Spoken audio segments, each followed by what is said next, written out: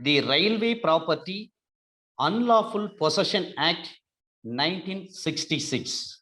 இந்த act 16 September 1966 இந்த act வந்தது. இது டோட்டலி பார்த்தீங்கன்னா 16 செக்ஷன்ஸ். இதனுடைய இது 1966 வருவதற்கு காரணம் என்னன்னா, ரயில்வே ப்ராப்பர்ட்டியே நிறைய பேர் சட்ட முரணான வகையில எடுத்து செல்வது வாடிக்கையா இருக்கு. பழைய ஆக்ட் ஒன்று இருக்கு, இருந்தாலும் இது புது ஆக்ட், சென்ட்ரல் ஆக்ட் 16 செப்டம்பர் 1966. இத தமிழ்ல இருப்புறுதி சொத்து சட்ட முரணான உடைமை சட்டம் 1966. இருப்புறுதி என்று சொன்னால் ரயில்வே என்று அர்த்தம். இந்த ரயில்வே சொத்தை யாரும் வைத்திருக்கூடாது. ரயில்வேனுடைய தண்டவாளங்கள், ரயில்வேக்கு சொந்தமான இந்த பிரேக், ரயில்வேனுடைய மணிக்கட்டு, அந்த பெல் கட்டை ஒன்று இருப்பாரு, அது ரயில்வேக்கு சொந்தமான தேக்கு மரங்கள். ஏன்னா தேக்கெல்லாம் பார்த்தீங்கன்னா பிரிட்டிஷ்காரங்க பர்மாவிலிருந்து ஸ்பெஷலா வரவழைக்கப்பட்டு அந்த தேக்கு மர கட்டைகளை தான் 2 அந்த தண்டவாளங்களுக்கு இடையில இணைச்சிருப்பாங்க. ரொம்ப காஸ்ட்லியானது, வலிமையானது அந்த தேக்கெல்லாம். இது எந்த பொருளாக இருந்தாலும் சரி, அவற்றை யாரும் அனுமதி இல்லாமல் எடுத்து செல்லக்கூடாது. அண்டர் செக்ஷன் 1 இதனுடைய short title the railway property unlawful possession act 1966. இருப்புறுதிய சொத்து சட்டமுரணான உடைமை சட்டம் 1966. இதனுடைய எக்ஸ்டென்ட் பார்த்தீங்கன்னா, இந்த சட்டம் இந்தியா முழுமைக்கும் பொருந்தும். This act may be applicable to the whole of India. இது நோட்டிபிகேஷன்ல சொல்லப்பட்டிருக்கிற அந்த தேதியிலிருந்து இந்த சட்டம் இது நடைமுறைக்கு வந்துள்ளது. as usual செக்ஷன் 1 அதனுடைய எக்ஸ்டென்ட், அதனுடைய டைட்டில், அதனுடைய கமென்ஸ்மென்ட். அண்டர் செக்ஷன் 2 டிஃபைனிங் செக்ஷன், இதுல சில வார்த்தைகளுக்கு வரையறை கொடுக்கப்பட்டுள்ளது. ஃபோர்ஸ்னா என்ன, படை என்றால் என்ன? படை என்பது RPF என்று அர்த்தம், ரயில்வே புரொடெக்ஷன் ஃபோர்ஸ். இந்த ரயில்வே புரொடெக்ஷன் ஃபோர்ஸ் என்பது ஒரு படை, அவ்வளவுதான். ஏனென்று சொன்னால், state of Gujarat versus Abdul Rahman, state of Gujarat versus Abdul Rahman 1972 criminal law journal, page number 1101. State of Gujarat versus Abdul Rahman 1972 criminal law journal, page number 1101. இந்த வழக்கில் சொல்றாங்க, railway protection force not police.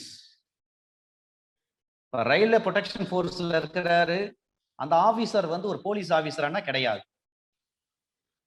ஆனா இதே ஆக்ட்ல பின்னாடி நம்ம பார்க்க போறோம். அண்டர் செக்ஷன் 14 சப்செக்ஷன் 4ல என்ன சொல்றேன்னா, ஓவர் ரைடிங் பவர் இருக்கு. அதனால section 25 of the Indian evidence act படி ஒரு ஸ்டேட்மெண்ட் ஒரு கன்ஃபெஷன் ரெக்கார்ட் பண்றாங்கன்னு சொன்னா, அப்ப அந்த ஸ்டேட்மெண்ட் படி யாரு கொடுக்கிறாரோ, who will give the confession statement before RPF? அப்ப RPF has reason to believe that of have been being a stolen property இருக்கும் பட்சத்துல, ஒரு ரீசன் நம்புவதற்கு காரணம் இருக்கும் பட்சத்துல அந்த இடத்துக்குள்ள என்ட்ரி ஆகலாம், சர்ச் பண்ணலாம், சீஸ் பண்ணலாம்னு சொல்றாங்க. அது ஓவர் ரைடிங் பவர் இருக்கு. இந்த ஆக்ட்ல அண்டர் செக்ஷன் 14 நம்ம படிக்கின்றப்ப தெரியும், ஓவர் ரைடிங் அதர் லாஸ். அதை நிறைய டிஸ்கஸ் பண்றாங்க. செக்ஷன் 25 இந்தியன் எவிடன்ஸ் ஆக்ட் தான் இந்த RPF ஆக்டோட நிறைய டிஸ்கஸ் பண்ணுவாங்க. Right. State of Gujarat versus Abdul Rahman, REHMAN, Rahman 1972 criminal law journal, page number 1101. Railway protection force not police officer. இதை சொன்ன வழக்கு. இப்ப ஃபோர்ஸ்னா யார்? RPF தான். இந்த சட்டத்தின்படி அந்த இருப்புறுதி சொத்து, ரயில்வே சொத்து சட்டமுரணான உடைமை சட்டம் 1966 என்ன வார்த்தைகளை பயன்படுத்திருக்கிறாங்களோ அந்த வார்த்தைகள் தான் இது. அந்த வார்த்தையில் பார்த்தீங்கன்னா செக்ஷன் 3 படி அப்ப ஆர்பிஎஃப் ஆக்ட்னு தனியா ஒண்ணு இருக்கு. Railway protection force act 1957. அதுல செக்ஷன் 3ல அமைக்கப்பட்ட இருப்புறுதி பாதுகாப்பு படை, ரயில்வே பாதுகாப்பு படை. அப்ப ரயில்வே ப்ரொடெக்ஷன் ஃபோர்ஸ் ஆக்ட் படி 1957 அண்டர் செக்ஷன் 3ல சொல்லப்பட்ட அந்த வார்த்தை தான் இந்த ரயில்வே பாதுகாப்பு படை என்பது அர்த்தம். இருப்புறுதி பாதுகாப்பு படை தமிழ்ல. இதுதான் ஃபோர்ஸ். அதுல மெம்பர் யாருன்னு பார்க்கணும். ஏன்னா member of the force means a person appointed to the force other than superior officer. superior மேல் அதிகாரி அல்ல, superior officer சொன்னாவே நம்ம ஏற்கனவே படிச்சிருக்கோம். இன்ஸ்பெக்டர் ஆஃப் போலீஸ் அவங்க தான் ஆபீசர், போலீஸ் ஆபீசர். இந்த இடத்துல ஆபீசர் சொன்னா ஆர்பிஎஃப்லயும் ஒரு இன்ஸ்பெக்டர். அவர்களுக்கு கீழாக இருக்கக்கூடிய உறுப்பினர்களைத்தான் மெம்பர் ஆஃப் தி ஃபோர்ஸ் என்று சொல்கிறார்கள். படையின் உறுப்பினர் என்பது அந்த படைக்கு அமர்த்தப்பட்ட மேல்நிலை அலுவலர்கள் அல்லாத நபர் யாரை வேண்டுமானாலும் அது குறிக்கும். Under section 2 clause C officer of the force means அந்த படையினுடைய அலுவலர் என்பது அந்த படைக்கு அமர்த்தப்பட்ட உதவி துணை ஆய்வாளர், ஏஎஸ்ஐ. தமிழ்நாட்டில் எஸ்எஸ்ஐன்னு சொல்றோம் நாம, special sub inspector police, police டிபார்ட்மெண்ட்ல. ஆனா வேற ஸ்டேட்ல பாத்தீங்கன்னா ஏஎஸ்ஐன்னு இருக்கும். நீங்க சுப்ரீம் கோர்ட் ஜட்ஜ்மெண்ட் எல்லாம் படிச்சு பாத்தீங்கன்னா ஏஎஸ்ஐன்னு இருக்கும், அசிஸ்டன்ட் சப் இன்ஸ்பெக்டர் போலீஸ்ன்னு இருக்கும். அதே போல இங்க ஆர்பிஎஃப்ல இருக்கக்கூடிய ரயில்வே ப்ரொடெக்ஷன் ஃபோர்ஸ் அதுல இருக்கக்கூடிய ஏஎஸ்ஐ அதற்கு மேற்படியிலும் உள்ள அலுவலர் ஒருவர் என்று பொருள்படும். படையின் தலைவர் என்று சொன்ன அந்த ஏஎஸ்ஐ அதற்கு மேலும் இருக்கக்கூடிய இன்ஸ்பெக்டர், இவங்க தான் அந்த படையினுடைய தலைவர். Officer of the force means an officer of and above the rank of assistant sub inspector police appointed to the force and includes a superior officer. Under section 2 class D railway ப்ராப்பர்ட்டினா என்ன, இருப்புறுதி சொத்து என்றால் என்ன? ஏன்னா இந்த act இந்த இருப்புறுதி சொத்தை வந்து சட்ட முரணான வகையில யார் வைத்திருக்கிறார்களோ அவர்களை தண்டிக்கக்கூடிய ஒரு சட்டம். இந்த டிஃபைனிங் செக்ஷன்ல அண்டர் செக்ஷன் 2D கான்ட்ராக்ட் ஆக்ட்ல நம்ம 2D படிக்கிறோம் பாருங்க, கன்சிடரேஷன்னா என்ன. அதே போல railway property unlawful possession act 1966ல அண்டர் செக்ஷன் 2D ரயில்வே ப்ராப்பர்ட்டினா என்ன? அப்ப எதெல்லாம் ரயில்வே ப்ராப்பர்ட்டிக்குள்ள வரும்? ஒரு கூட்ஸ் வரும், ஒரு மணி வரும், அல்லது வேல்யூபிள் செக்யூரிட்டி வரும், அல்லது அனிமல் வரும். இது எல்லாமே அதற்கு சொந்தமானதா இருக்கும். அதுல சார்ஜும் வரும், பொசஷன் வரும், ரயில்வே நிர்வாகம், இது எல்லாமே அதுல வருது சார்.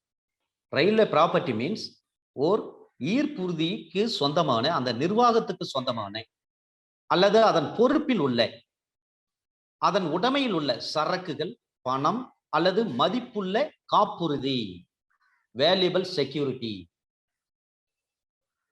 அல்லது விலங்கு. ஏன்னா ரயில்வே போலீஸ் ஆபீசர் என்ன பண்ணுவாங்க, சில நேரங்கள்ல விலங்குகளையும் பயன்படுத்துறாங்க. அந்த ட்ராக் எல்லாத்தையும் வந்து மோப்பம் பிடிக்கிறது, மோப்ப நாய்களை யூஸ் பண்ணுவாங்க பாருங்க. ஸ்னீஃபர் டாக் ஒரு கொஸ்டின். ஒரு ஸ்னீஃபர் டாக் வந்து ஒரு கொலையை கண்டுபிடிக்குது, கொலையாளியை கவ்வி பிடிக்குது. ஸ்னீஃபர் டாக்கு கொண்டு வந்து விசாரணை செய்ய முடியுமா? எவிடன்ஸா அதை மார்க் பண்ண முடியுமா? ஒரு ஸ்னிஃபர் டாக் இருக்கு, மோப்ப நாய், அதை வந்து ஒரு எவிடன்ஸா ஏற்றுக்கொள்ளப்பட முடியுமா? ஒரு ஸ்னிஃபர் டாக்கை வந்து எவிடன்ஸாக கன்சிடர் பண்ண முடியாது. ஆனால் புலன் விசாரணையை முன்னெடுத்து செல்வதற்காக அவற்றை பயன்படுத்திக் கொள்ளலாம், அவ்வளவுதான். ஒரு புலன் விசாரணையை முன்னெடுத்து செல்வதற்காக மேற்கொண்டு வழக்கினுடைய முன்னேற்றத்துக்காக வேணா அதை பயன்படுத்திக் கொள்ளலாம். அதை ஒரு எவிடன்ஸா we cannot be considered that. Indian evidence act under section 3ல தெளிவாக சொல்லப்பட்டிருக்கும். ஆனா ஒரு சைலண்ட் விட்னஸ் வந்து எடுத்துக்கலாம்.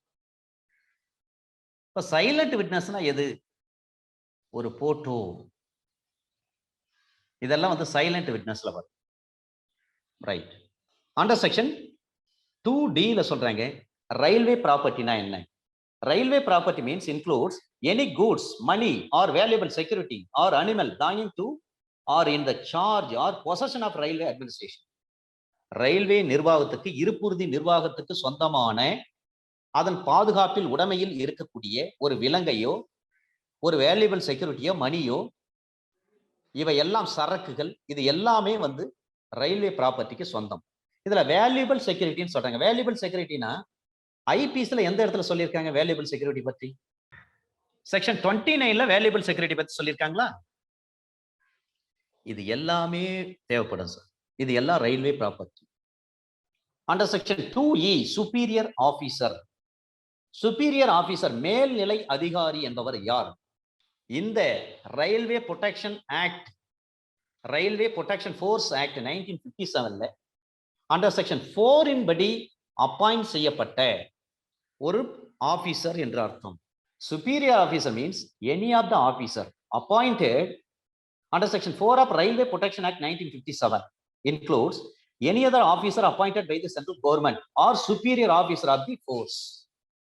இருப்புறுதி பாதுகாப்பு படை சட்டம் 1957 கீழ் அண்டர் செக்ஷன் 4 இந்த சட்டத்தின் பிரிவு 4 கீழ் பணி அமர்த்தப்பட்ட ஒரு அலுவலர் யாராக இருந்தாலும் சரி, அந்த படையினுடைய மேல்நிலை அலுவலராக மைய அரசாங்கத்தால் அல்லது நடுவண் அரசாங்கத்தால் பணி அமர்த்தப்பட்டிருக்கக்கூடிய ஒரு நபரைத்தான் சுப்பீரியர் ஆபீசர் என்று சொல்றோம். அப்ப ரயில்வே ப்ரொடெக்ஷன் ஃபோர்ஸ் ஆக்ட் 1957ல அண்டர் செக்ஷன் 3 படி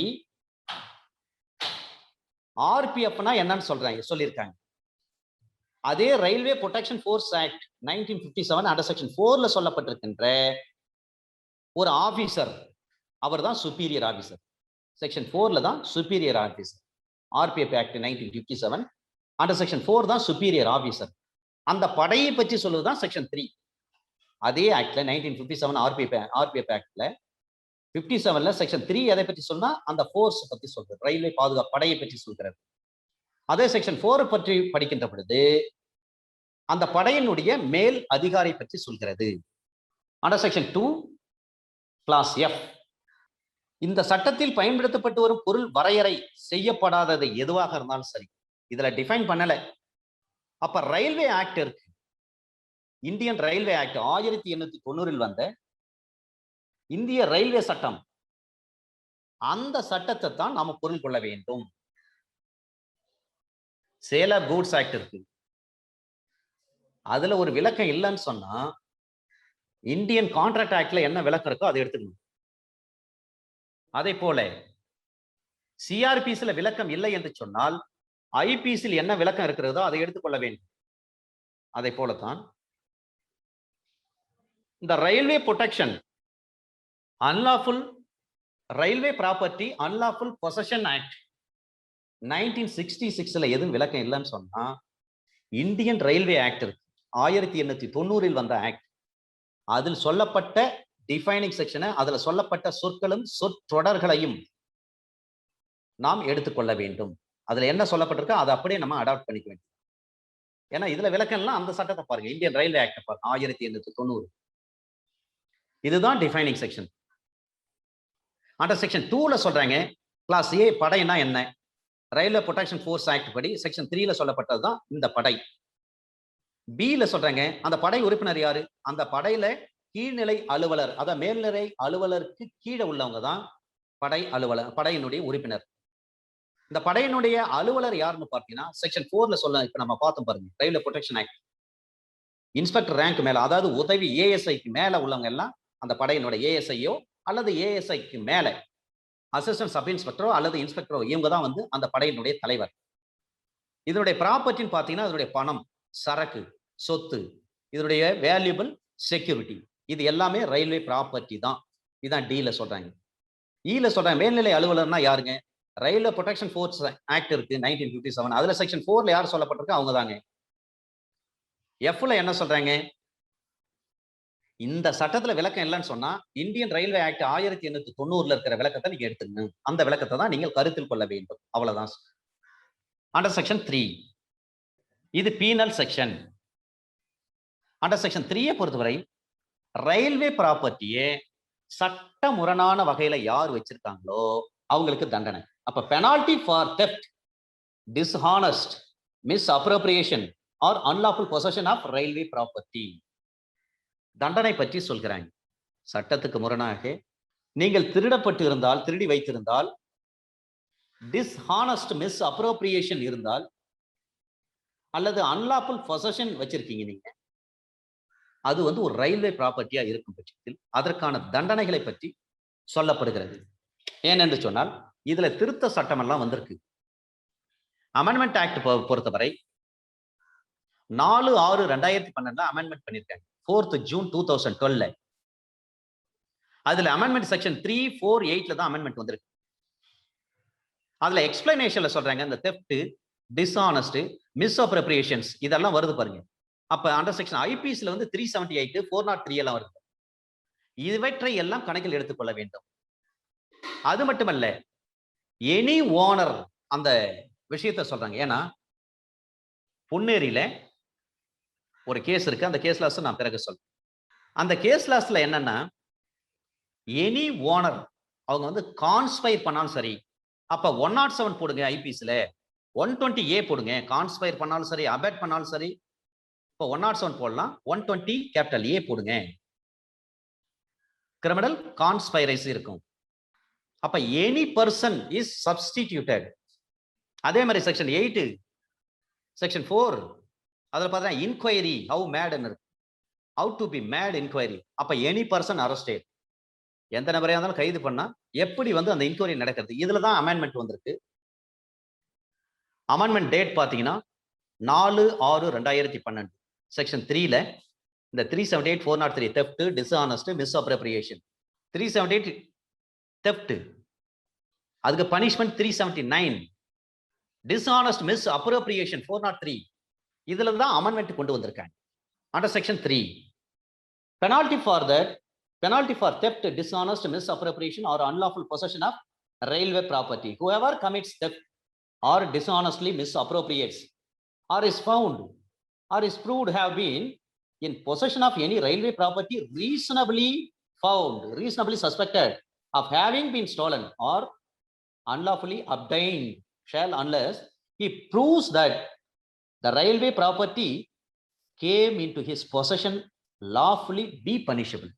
ரயில்வேக்கு சொந்தமான ஒரு சொத்து திருடப்பட்டிருப்பதாக அல்லது சட்டமுரணாக பெறப்பட்டிருப்பதற்காக ஒரு சந்தேகப்படும்படியான ஒரு சொத்தை நீங்க உங்களுடைய உடைமையில் வைத்திருப்பதாக காணப்படுகின்ற அல்லது மெய்பிக்கப்படுகின்ற எவரொருவரும் இந்த railway property unlawful possession act 1966 படி அண்டர் செக்ஷன் 3 படி உங்களை வந்து பனிஷ் பண்ணுவாங்க. அப்படி பனிஷ் பண்றாங்கன்னு சொன்னா முதல் தடவை நீங்க வந்து இந்த குற்றத்தை பண்றீங்க. அவ்வாறு இருக்கும் பட்சத்தில் for the first time offence பார்த்தீங்கன்னா with imprisonment for a term which may extend to 5 years or with fine or with both in the absence of special and adequate reasons to be mentioned in the judgment of the court. Such imprisonment shall not be less than 1 year and such fine shall not be less than 1,000 rupees ன்னு சொல்றேன். ஒரு குற்றத்தை railway property நீங்க வச்சிருக்கீங்க, அல்லது சட்டமுரணாக நீங்க வைத்திருக்கிறீங்க, அல்லது சட்டத்துக்கு முரணாக நீங்க பெற்றிருக்கிறீங்க, உங்க உடைமையில இருக்கிறது என்று நம்புவதற்கு காரணம் இருக்கும் பட்சத்தில் முதல் தடவையாக இந்த குற்றச் செயலில் நீங்கள் ஈடுபட்டுள்ளீர்கள் என்று சொன்னால் 5 ஆண்டுகள் வரை நீடிக்கக்கூடிய ஒரு தண்டனை, 5 ஆண்டுகள் வரை நீடிக்கக்கூடிய ஒரு சிறை தண்டனை அல்லது அபராதம் அல்லது இரண்டும் சேர்த்து விதிக்கப்படும். ஆனால் நீதிமன்றத்தினுடைய தீர்ப்புரையில் ஜட்ஜ்மெண்ட்ல என்ன சொல்லணும், சிறப்பான போதுமான காரணங்கள்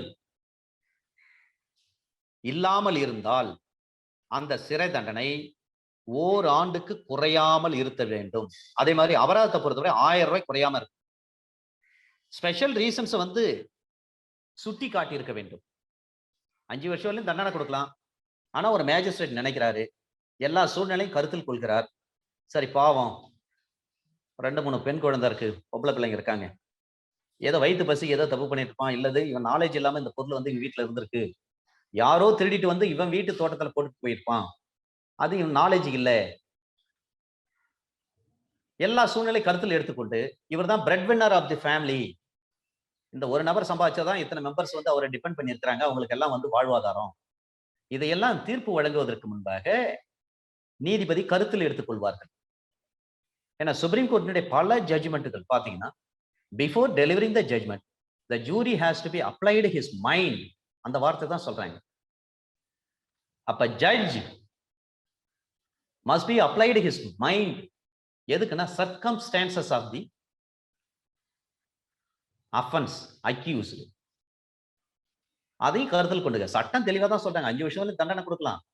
ஆனாலும் நீதிபதி இவற்றையெல்லாம் கருத்தில் கொண்டு பார்க்கின்ற பொழுது, பரவாயில்ல இவருக்கு வந்து நம்ம ஒரு வருஷம் தண்டனை கொடுப்போம் அப்படின்னு நினைக்கிறார். அப்ப தீர்ப்பு எழுதுகின்ற பொழுது அதுக்கு ஸ்பெஷல் ரீசன்ஸ், அதுவும் ஆடிக்யூட்டா இருக்கணும், போதுமான அளவுக்கு இருக்கணும். தெளிவாக எழுதி இருந்தால் அது செல்லும். இல்லைன்னா 5 வருஷம் தண்டனை குறைச்சிடறாரு, ஒரு 2 வருஷம் அவர் கொடுத்துருவோம் அப்படின்னு நினைக்கிறார். அல்லது ஒரு 6 மாசம் கொடுத்துருவோம், ஒரு தண்டனை கொடுக்கும். எதுக்கு 5 வருஷம் கொடுக்கணும், பாவம் ஒரு 6 மாசம் உள்ள இருக்கட்டும் அப்படின்னு நீதிபதி நினைச்சிட்டாருன்னா, தீர்ப்புல அதை பற்றி தெளிவா சொல்லியிருக்கணும். போதுமான காரணங்களோடு சிறப்பு காரணங்களை சேர்த்து சொல்லியிருக்கணும். அப்படி சொல்லி இருந்தால் அந்த தண்டனை உறுதி செய்யப்படும். அது அப்பீல் போனாலும் சரி, பரவாயில்ல 5 வருஷம் கொடுக்க வேண்டிய ஒரு தண்டனைக்கு ஒரு ஜட்ஜி வந்து 2 வருஷம் கொடுத்துட்டாரு, அல்லது 5 ஆண்டுகள் கொடுக்க வேண்டிய ஒரு தண்டனைக்கு ஒரு ஜட்ஜி 6 மாசம் கொடுத்திருக்காரு. அப்ப நியாயமா இருக்கு. அந்த தீர்ப்பு படிக்கிறப்பவே அது அப்பீல் போனா கூட சரி, அப்பலட் நீதிமன்றம் அதை படிக்கின்ற பொழுது திருப்தி அடையும் பட்சத்தில் அப்பலட் கோர்ட் என்ன பண்ணுங்க, அதை அப்படியே கன்ஃபார்ம் பண்ணி உறுதிப்படுத்துவாங்க. அதை ஆல்டர் பண்ண வேண்டிய அவசியம் கிடையாதுங்க அப்படின்னு சொல்றாங்க. அப்படி அந்த தீர்ப்புல வந்து நியாயமான காரணங்களை குறிப்பிடவே இல்லை என்று சொன்னால், 5 வருஷ தண்டனையில என்ன சொல்றாங்கன்னா, minimum 1 year, not less than 1 year, ஒரு வருஷத்துக்கு குறையாம இருக்கணும். ஃபைனை பொறுத்தவரை 1000 ரூபாய் குறையாம இருக்கணும். அந்த சிறை தண்டனை ஓராண்டு குறையாமல் இருக்கணும். அபராதத்தை பொறுத்தவரை 1000 ரூபாய் குறையாம தான் இருக்கும். ஆனா சிறப்பு காரணத்தை சொல்லியிருந்தா 1 வருஷத்துக்கு குறைவா கூட தண்டனை கொடுக்கலாம், 5 வருஷம்ன்றது 2 வருஷமா கொடுக்கலாம், அல்லது 1 வருஷமா கொடுக்கலாம், அல்லது 6 மாசமா கொடுக்கலாம். அதெல்லாம் discretionary power of the court. சரிங்க, செகண்ட் டைம் பண்றாரு இதே மிஸ்டேக், செகண்ட் டைம் பண்றாரு அல்லது சப்சிக்வெண்டா பண்றாரு, அப்ப தண்டனை என்ன? இதேதான் as usual. 5 ஆண்டுகள் வரை நீடிக்கக்கூடிய ஒரு கால அளவுக்கு சிறை தண்டனை அல்லது அபராதம், இதை விதித்து தண்டிக்கப்படலாம். ஆனால் நீதிமன்றம் தீர்ப்புரையில் ஜட்ஜ்மெண்ட்ல போதுமான காரணங்கள் சொல்லி இருக்கணும். அப்படி சொல்லாமல் விட்டுட்டாங்க. போதுமான காரணம் இல்லாத இருக்கையில் சிறை தண்டனை பார்த்தீங்கன்னா சப்சிக்வெண்டா பண்ணியிருக்காருன்னு சொன்னா 2 வருஷத்துக்கு குறையக்கூடாது. ஃபைனை பொறுத்தவரை 2000 ரூபாய் குறையக்கூடாது, அப்படியே டபுள். இந்த 2வது முறை இந்த தப்பு பண்றாரு, இந்த குற்றத்துக்கு தண்டிக்கப்படுறாரு, அதுக்கு ஒரு நீதிபதி நினைக்கிறாரு ஒரு சிறப்பு காரணங்கள் இருக்குன்னு சொல்லிட்டு அந்த சிறப்பு காரணங்களை ரெக்கார்ட் பண்ணிக்கினார்னா, இந்த குறைஞ்சது 2 வருஷம், குறைஞ்சது 2000 ரூபாய் ஃபைன், இதெல்லாம் இருக்க வேண்டிய அவசியமே கிடையாது. அது கோர்ட் முடிவு பண்ணிக்கும். அந்த நேரத்துல கூட நீதிமன்றம் நினைச்சா 1 வருஷம் கொடுக்கலாம் அல்லது 6 மாசம் கொடுக்கலாம். அந்த சிறப்பு காரணங்கள் சொல்லாமல் இருந்தால் கண்டிப்பா 2 வருஷம், 2 வருஷம் குறையவே கூடாது. அதே மாதிரி ஃபைனை பொறுத்தவரையும் 2000 ரூபாய் குறையக்கூடாது. அப்ப 2 வருஷம் குறையலாம், அது அதிகபட்சம் எவ்வளவு கொடுக்கலாம்? குறைந்தது 2 வருஷம், அதிகபட்சம் அந்த சட்டத்தில் சொல்லப்பட்டிருக்கிற 5 வருஷம் வரலையும் இருக்கும். அதே போலவே அபராதத்தை பொறுத்தவரை குறைந்தது 2000 ரூபாய் இருக்கணும். அபராதத்தை பொறுத்தவரை ஜேஎம் முடிவு பண்ணுவாங்க, ஃபர்ஸ்ட் கிளாஸ் மேஜிஸ்ட்ரேட் சிஜேஎம் முடிவு பண்ணுவாங்க. இதுல ஒரு எக்ஸ்பிளனேஷன் கொடுக்குறாங்க. இந்த தெஃப்ட், டிஸ்ஹானஸ்ட், மிஸ் அப்ரோப்ரியேஷன், இது எல்லாமே 378 403 ஐபிஎஸ்ல என்ன விஷயங்கள் சொல்லப்பட்டிருக்கிறதோ அதே பொருள் விளக்கத்தை தான் இங்கே எடுத்துக்கொள்ள வேண்டும். அப்ப இதுக்கு சார்ஜ் எப்படி பண்ணுவாங்க? ஃப்ரேமிங் ஆஃப் சார்ஜஸ் நமக்கு ஒண்ணு உண்டு. அப்ப சார்ஜ் ஃப்ரேமிங் எப்படி பண்ணுவாங்க? ஐ நேம் ஆஃப் தி எந்த மேஜிஸ்ட்ரேட்டோ அந்த magistrate hereby charge you, இதன் மூலமாக உங்கள் மீது குற்றம் சுமத்துகிறேன். Hereby charge you. அப்ப நேம் ஆஃப் தி அக்யூஸ்ட் வரும் as follows that you on or about, அது எந்த தேதி, எந்த மாசம், எத்தனை மணிக்கு, அதை சொல்லிடணும். we were found or were proved to had in possession of the railway property. அது என்னென்ன எத்தனை நம்பர் ஆஃப் பொசஷன் இருக்குது அதை பத்தி டீடைலா சொல்லிடணும். reasonably suspected of having been stolen or unlawfully obtained and thereby committed an offence punishable under section 3 of the Railway Property Unlawful Possession Act 1966 and within my cognizance and I hereby direct that you be tried by this court on the said charge. இது அப்படியே நீங்க மனப்பாடம் பண்ணி தான் sir ஆகும். ஏன்னா charge framing உண்டு. Civil ஜட்ஜி exam எழுத போறீங்கன்னா சார்ஜ் ஃப்ரேமிங் உண்டு. ஏபிபி எக்ஸாம் எழுத போறீங்கன்னா உங்களுக்கு சார்ஜ் ஃப்ரேம் பண்ண சொல்லுவாங்க.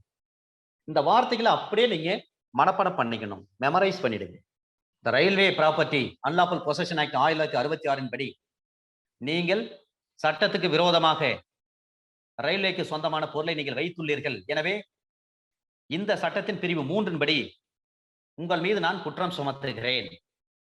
இதற்கு இந்த ரயில்வே ப்ராப்பர்ட்டி பொசஷன் நீங்க வச்சிருந்தீங்க, இது உங்களுடைய உடைமையில் இருந்ததற்கான சந்தேகத்துக்கு இடமாக நீங்கள் வைத்திருந்ததாக உங்கள் மீது குற்றம் சுமத்தப்பட்டுள்ளது. இந்த சார்ஜ் ஃப்ரேமிங் லைட்டா நீங்க தெரிஞ்சு ரைட். அண்டர் செக்ஷன் 4 செக்ஷன் 4 பாத்தீங்கன்னா சில பேர் மறைமுக ஆதரவு தெரிவிப்பாங்க. Punishment for abetment, conspiracy and connivance offences. கன்னிவென்ஸ்னா ஒத்துழைப்பு தருவது, கான்ஸ்பைரசி குற்ற சதி செயலில் ஈடுபடுவது, அபேட்மெண்ட் அந்த குற்றத்திற்கு உடந்தையாக இருப்பது. போஸ்ட் மாஸ்டர் கேஸ் வந்து நீங்க படிச்சிருப்பீங்க ஐபிசில. 2 பேரும் சேர்ந்து ஒரு போஸ்ட் ஆபீஸ் உள்ள போறாங்க. ஒருத்தன் வந்து வெளியில நின்று வேடிக்கை பார்க்கிறார், தெருவில் நின்று. ஒரு நபர் உள்ள போறாரு, கையில இருக்கிற துப்பாக்கியில என்ன பண்றாரு, சுடுறாரு. ஃபயரிங் சவுண்ட் கேக்குது. அப்போ எல்லாம் ஓடுறாங்க. 2 பேர் தப்பிச்சு ஓடுறாங்க, கொள்ளடிச்சு ஓடுறப்ப பிடிச்சிடுறாங்க. கேஸை விசாரிக்கிறாங்க. அப்ப அவர் டிஃபென்ஸ் எடுக்கிறாரு, இல்லைங்க நான் வந்து எந்த தப்பு பண்ணல, நான் ரோட்ல நின்று வேடிக்கை தாங்க பார்த்துட்டு இருந்தேன், நான் போஸ்ட் ஆபீஸ் உள்ளே போலீங்க அப்படின்னு சொல்றாரு. ரொம்ப ஃபேமஸான கேஸ் இது. கான்ஸ்பைரசிக்காக, அபேட்மெண்ட்டுக்காகவும் இது பொருந்தும். அபேட்மெண்ட்டுக்காக. அப்ப நீதிமன்றம் இதை விசாரித்த பிரிவி கவுன்சில் என்ன பண்றாங்கன்னா, 2 பேரும் ஒன்னா வர்றீங்க, 2 பேருக்கும் பொது எண்ணம் இருக்குது, 34 அங்க வந்து யூஸ் ஆகுது. 2 பேருமே ஒரு குற்றத்தை செய்ய வேண்டும் அப்படின்ற எண்ணம் இருக்கு. In furtherance of common intention இருக்கிறது. ஒரு குற்றத்தை செய்ய வேண்டும், ஒரு குற்ற செயலை பொது நோக்கோடு செய்ய வேண்டும் என்ற ஒரு பொது நோக்கம் இருக்குது. ஒரு குற்ற செயலை செய்ய வேண்டும் என்று சொல்லி அதை முன்னெடுத்து செல்வதற்கான ஒரு பொது நோக்கம் இருக்கிறது, உங்களுக்குள்ளாக பொது எண்ணம் இருக்கிறது. ஒருத்தர் தான் உள்ள போயிட்டு துப்பாக்கி காட்டி சுட்டுட்டு பணத்தை எல்லாம் திருட்டு வராரு. ஆனா நீங்கள் யாரா வருகிறீர்களா என்று சொல்லி நீங்க வேவு பார்த்திருக்கீங்க. அதனால அந்த குற்றத்துக்கு நீங்களும் உடந்தைதான் அப்படின்னு சொல்லி கன்விக்ஷன் பண்றேன். போஸ்ட் மாஸ்டர் கேஸ் நீங்க ஐபிஎஸ்ல படிச்சிருப்பீங்க. Very important case. அப்ப இதுல சொல்றாங்க, whoever abets or conspires in the commission of an offense punishable under this act, any owner. இந்த வார்த்தை தான் சார் இந்த அமெண்ட்மெண்ட்லி சொல்லப்பட்டிருக்கின்ற விஷயம். இந்த சட்டத்தின் வகைமுறைகளுக்கு எதிரான குற்றச்செயல் ஒன்றுக்கு வேண்டுமென்றே மறைமுக ஆதரவு தருகிற நிலம் அல்லது கட்டிடத்தினுடைய உரிமையாளர் அல்லது அந்த கை உடைமையாளர் யாராக இருந்தாலும் அந்த நிலமோ கட்டடமோ அதனுடைய அதை மேலாண்மை செய்கிற பொறுப்பில் இருக்கக்கூடியவர். ஒரு நிலத்தை வந்து பராமரிக்கிறார், ஒரு கார்வாரியா இருக்கலாம், நிலத்துடைய உரிமையாளராக இருக்கலாம், அல்லது முகவராக கூட இருக்கலாம். ரயில்ல பொருளை திருட்டிட்டு வந்து ஒரு குறிப்பிட்ட இடத்துல நிலத்தை வச்சிருக்கலாம், ஒரு பில்டிங்ல வச்சிருக்கலாம், எங்க வேணாலும் இவங்க பதுக்கி வைத்திருக்கலாம். இதுக்கு கன்வின்ஸ் பண்ணக்கூடாது, ஒத்துழைப்பு தரக்கூடாது, அதுக்கு கான்ஸ்பயர் பண்ணியிருக்க கூடாது, அதுக்கு அபெட் பண்ணியிருக்க கூடாது. இந்த 3 விஷயங்களையும் ரயில்வே ப்ராப்பர்ட்டிக்கு எதிராக யார் செயல்படுகிறாரோ அவர்களுக்கு 5 ஆண்டுகள் வரை நீடிக்கக்கூடிய சிறை தண்டனை அல்லது அபராதம் அல்லது 2ம் சேர்த்து விதிக்கப்படும். அப்ப எனி ஓனர் சொல்றாங்க பாருங்க. அந்த எனி ஓனர்ல யார் வேணாலும் இருக்கலாம் சார். ஒரு டெனண்டா கூட இருக்கலாம், ஒரு ஏஜென்டா கூட இருக்கலாம், ஒரு சூப்பர்வைசரா இருக்கலாம், ஒரு ரெஸ்பான்சிபிள் ஓனர் அல்லது ரியல் ஓனர். அந்த பில்டிங் இருக்கலாம் அல்லது அந்த நிலத்துக்கு இருக்கு. இந்த பொருளெல்லாம் கொண்டு வந்து அந்த பில்டிங்ல வச்சிருக்கலாம் அல்லது நிலத்துல பதுக்கி வைத்திருக்கலாம். இதையெல்லாம் யார் யார் இந்த குற்றத்துக்கு உடந்தையாக இருக்கிறார்களோ அவர்கள் அனைவருக்கும் 5 ஆண்டுகள் வரை நீடிக்கக்கூடிய ஒரு சிறை தண்டனை அல்லது அபராதம் அல்லது 2ம் சேர்த்து விதிக்கப்படும். இதுதான் under section 4. Under section 5, offenses under the act not to be cognizable. இந்த சட்டத்தின்படியான குற்றச்செயல்கள் கைது செய்வதற்குரிய குற்றச் செயல்கள் அல்ல. இப்ப சிஆர்பிசி 1973 இருக்கு. அதுல எது எப்படி சொல்லப்பட்டிருந்தாலும் இந்த சட்டத்தின்படியான குற்றச் செயல் வந்து ஒரு கைது செய்யக்கூடிய ஒரு குற்றம் கிடையாது. ஆனா இதெல்லாம் இப்ப கொண்டு வந்துட்டாங்க. Section 6 power to arrest without warrant. ஒரு பிடியாணை இன்றி கைது செய்வதற்கான அதிகாரம். அந்த படையினுடைய மேல்நிலை அதிகாரி, மேல்நிலை அதிகாரினா யார் வராங்க? ஏஎஸ்ஐ, அவருக்கு மேற்பட்ட இன்ஸ்பெக்டர், இவங்க எல்லாம் மேல்நிலை அதிகாரி. எந்த சட்டத்துல சொல்லியிருக்காங்க? Railway protection force 1957. எந்த பிரிவுல சொல்லியிருக்காங்க? செக்ஷன் 4ல சொல்லியிருக்காங்க. அப்ப செக்ஷன் 3 எதை சொல்றாங்க? ரயில்வே ப்ரொடெக்ஷன் ஃபோர்ஸ்னா என்னன்னு சொல்றாங்க. செக்ஷன் 4ல என்ன சொல்றாங்க? அந்த ஹையர் அபிஷியல்னா யார்? ஏஎஸ்ஐ அல்லது அவருக்கு மேற்பட்டவர் அப்படின்னு செக்ஷன் 4ல சொல்லியிருக்காங்க. இப்ப railway protection force act 1957 under section 4ல சொல்லப்பட்டிருக்கக்கூடிய மேல்நிலை அலுவலர் அல்லது உறுப்பினர், ரயில்வே போர்ஸ் இருக்கக்கூடிய ஆர்பிஎஃப் ஒரு சாதாரண போலீஸ் கூட சரி, இந்த சட்டத்தின்படி தண்டிக்கத்தக்க குற்றத்தை யாராவது செய்யும் பட்சத்தில் அல்லது அதுல தொடர்புடைய எந்த நபராக இருக்கும் பட்சத்தில் அல்லது அவ்வாறு தொடர்பு கொண்டிருப்பதாக எவர் மீதான ஒரு சந்தேகம் இருக்கும் பட்சத்தில் அவரையும் ஒரு ஜுடிஷியல் மேஜிஸ்ட்ரேட்டினுடைய வாரண்ட் இல்லாம, உத்தரவு இல்லாம ஒரு நபரை வந்து கைது செய்யும். செக்ஷன் 6 வந்து power to arrest without warrant. ஒரு ஜேஎம்னுடைய உத்தரவு இல்லாம ஒரு நபரை கைது செய்யலாம். அப்ப யார் கைது செய்ய முடியும்? சுப்பீரியர் ஆபீசரும் கைது செய்யலாம், அல்லது any member of the RPF, railway படையினர், ரயில்வே பாதுகாப்பு படையினுடைய எந்த உறுப்பினராக, சாதாரண போலீஸ், ரயில்வே போலீஸ் என்ன பண்ணலாம்? ஒரு நபரை கைது செய்யலாம். கைது செய்யறாங்கன்னு சொன்னா என்ன அர்த்தம்? அந்த குற்றச்செயலினுடைய தொடர்பு இருக்கணும், அல்லது அவ்வாறு தொடர்பு கொண்டிருப்பதாக சந்தேகம், நியாயமான சந்தேகம் இருக்கும் பட்சத்தில் அப்ப அவரை கைது பண்ணணும். இவர்தான் திருநான்னு தெரிஞ்சுன்னா அவரை அரெஸ்ட் பண்ணுங்க. அல்லது அவர் மீது சந்தேகம் இருக்குது, இவர் கண்டிப்பா திருடி இருப்பார் அப்படின்னு சொன்னா அவரையும் அரெஸ்ட் பண்ணுங்க. மேல்நிலை அதிகாரி மட்டும் கிடையாது, அதனுடைய உறுப்பினர் கூட, ரயில்வே பாதுகாப்பு படையினுடைய போலீஸ் இருக்காங்க, சாதாரண போலீஸ் ஆபீசர் பிசி, அவங்களும் கைது செய்யலாம். அண்டர் செக்ஷன் 8 இந்த கைது எவ்வாறு செய்யப்பட வேண்டும்? Inquiry how to be made. கைது செய்யப்பட்டவருக்கு எதிராக அந்த விசாரணை எவ்வாறு செய்யப்பட வேண்டும்? அரெஸ்ட் வந்து 7ல அரெஸ்ட் பார்த்தோம். அப்ப இன்கொயரி எப்படி நடக்கணும்? இன்கொயரி, INQUIRY, இன்கொயரி, விசாரணை. என்கொயரி கிடையாது, இன்கொயரி. அப்ப இந்த சட்டத்தின்படி தண்டிக்கத்தக்க ஒரு செயலை யாராவது செய்யும் பட்சத்தில் இந்த ரயில்வே ப்ரொடெக்ஷன் ஃபோர்ஸ்னுடைய ஒரு சாதாரண போலீஸ் ஆபீசர் இருக்காங்க, போலீஸ் இருக்காரு, அவர் வந்து அவரால் வந்து கைது செய்யப்படுறாரு ஒரு நபரை. செக்ஷன் 7 படி கைது பண்றாங்க. இப்ப அவருக்கு எதிரான குற்றச்சாட்டு என்ன பண்ணணும்? விசாரணை முதல்ல செய்யணும். யாரை கைது பண்றாங்களோ அந்த கைது செய்யப்பட்ட நபருக்கு எதிராக முதலில் ஒரு விசாரணை செய்யப்பட வேண்டும்.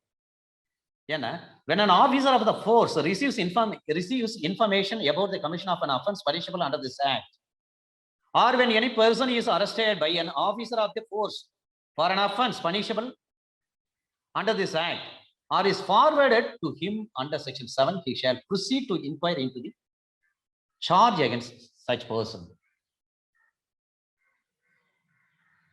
செக்ஷன் 7 படி ஒரு நபரை வந்து வச்சிருக்காரு, திருடிட்டாருன்னு சொல்லிட்டீங்க, அரெஸ்ட் பண்ணிட்டீங்க, அல்லது அவர் மீது சந்தேகம் இருக்கு, அரெஸ்ட் பண்ணிட்டீங்க. அரெஸ்ட் பண்ணப்பட்ட பிறகு என்ன பண்ணும்? செக்ஷன் 18 படி அந்த நபரை வந்து விசாரணை, முதல்ல வந்து விசாரணை பண்ணும். அண்டர் செக்ஷன் 8 சப்செக்ஷன் 1 படி அவரை முதலில் வந்து விசாரணை செய்யப்பட வேண்டும். சப்செக்ஷன் 2ல சொல்றாங்க, எந்த நோக்கத்துக்காக ஒரு வாரண்டே இல்லாம ஒரு நபரை வந்து கைது பண்றாங்களோ அல்லது இன்வெஸ்டிகேட் பண்றாங்களோ, ஒரு incharge of the police station இருக்கு இல்லைங்களா, குற்றவியல் நடைமுறை சட்டத்தில் அண்டர் செக்ஷன் 2O சொல்லப்பட்டிருக்கக்கூடிய incharge of the police station, not below the rank of head constable அப்படின்னு சொல்றோம். அதே அதிகாரங்களை இவர்களும் செலுத்தலாம். ரயில்வே ப்ரொடெக்ஷன் ஃபோர்ஸும் சிஆர்பிஸ்ல சொல்லப்பட்டிருக்கக்கூடிய அண்டர் செக்ஷன் 2O அந்த ரேங்க் உள்ளவங்க அந்த என்கொயரி எப்படி பண்றாங்களோ அதே அதிகாரத்தை இவர்களும் செலுத்தலாம். For this purpose of the officer of the force may exercise the same powers and shall be subject to the same provisions as the officer in charge of a police station may exercise and is subject to the to under the code of criminal procedure. இது criminal procedure code பழைய code ஒன்று இருக்கு, 1898. புது கோடு 1973 இருக்கு. நான் ஏற்கனவே CrPC நடத்துகின்ற பொழுது சொல்லியிருக்கேன், பழைய கோடு புது கோடுக்கு எதுக்குன்னா ஃபேர் சான்ஸ் இருக்கணும், ஸ்பீடி ட்ரையல் இருக்கணும், ஸ்பீடி ரெக்கவரி, ஒரு 16 விஷயங்கள் சம்பந்தமாக தான் புது கோடு வந்தது, நியூ கோடு வந்தது. லீகல் எய்டு முதற்கொண்டு எல்லாமே அதுல சொல்லப்பட்டிருக்கு. அதுல சொல்லப்பட்டிருக்கக்கூடிய அந்த படிநிலைக்கு குறையாத incharge of the police station அவர்களுடைய நடைமுறைகளை இவர்களும் பயன்படுத்தலாம். ரயில்வே ப்ரொடெக்ஷன் ஃபோர்ஸ் இதுல ஒரு ப்ரொவிசோ கொடுத்திருக்கிறாங்க. If the officer of the force is of opinion that there is a sufficient evidence or reasonable ground of suspicion against the accused person, he shall either admit him to bail to the appear before magistrate having jurisdiction in the case or forward him in custody to such magistrate.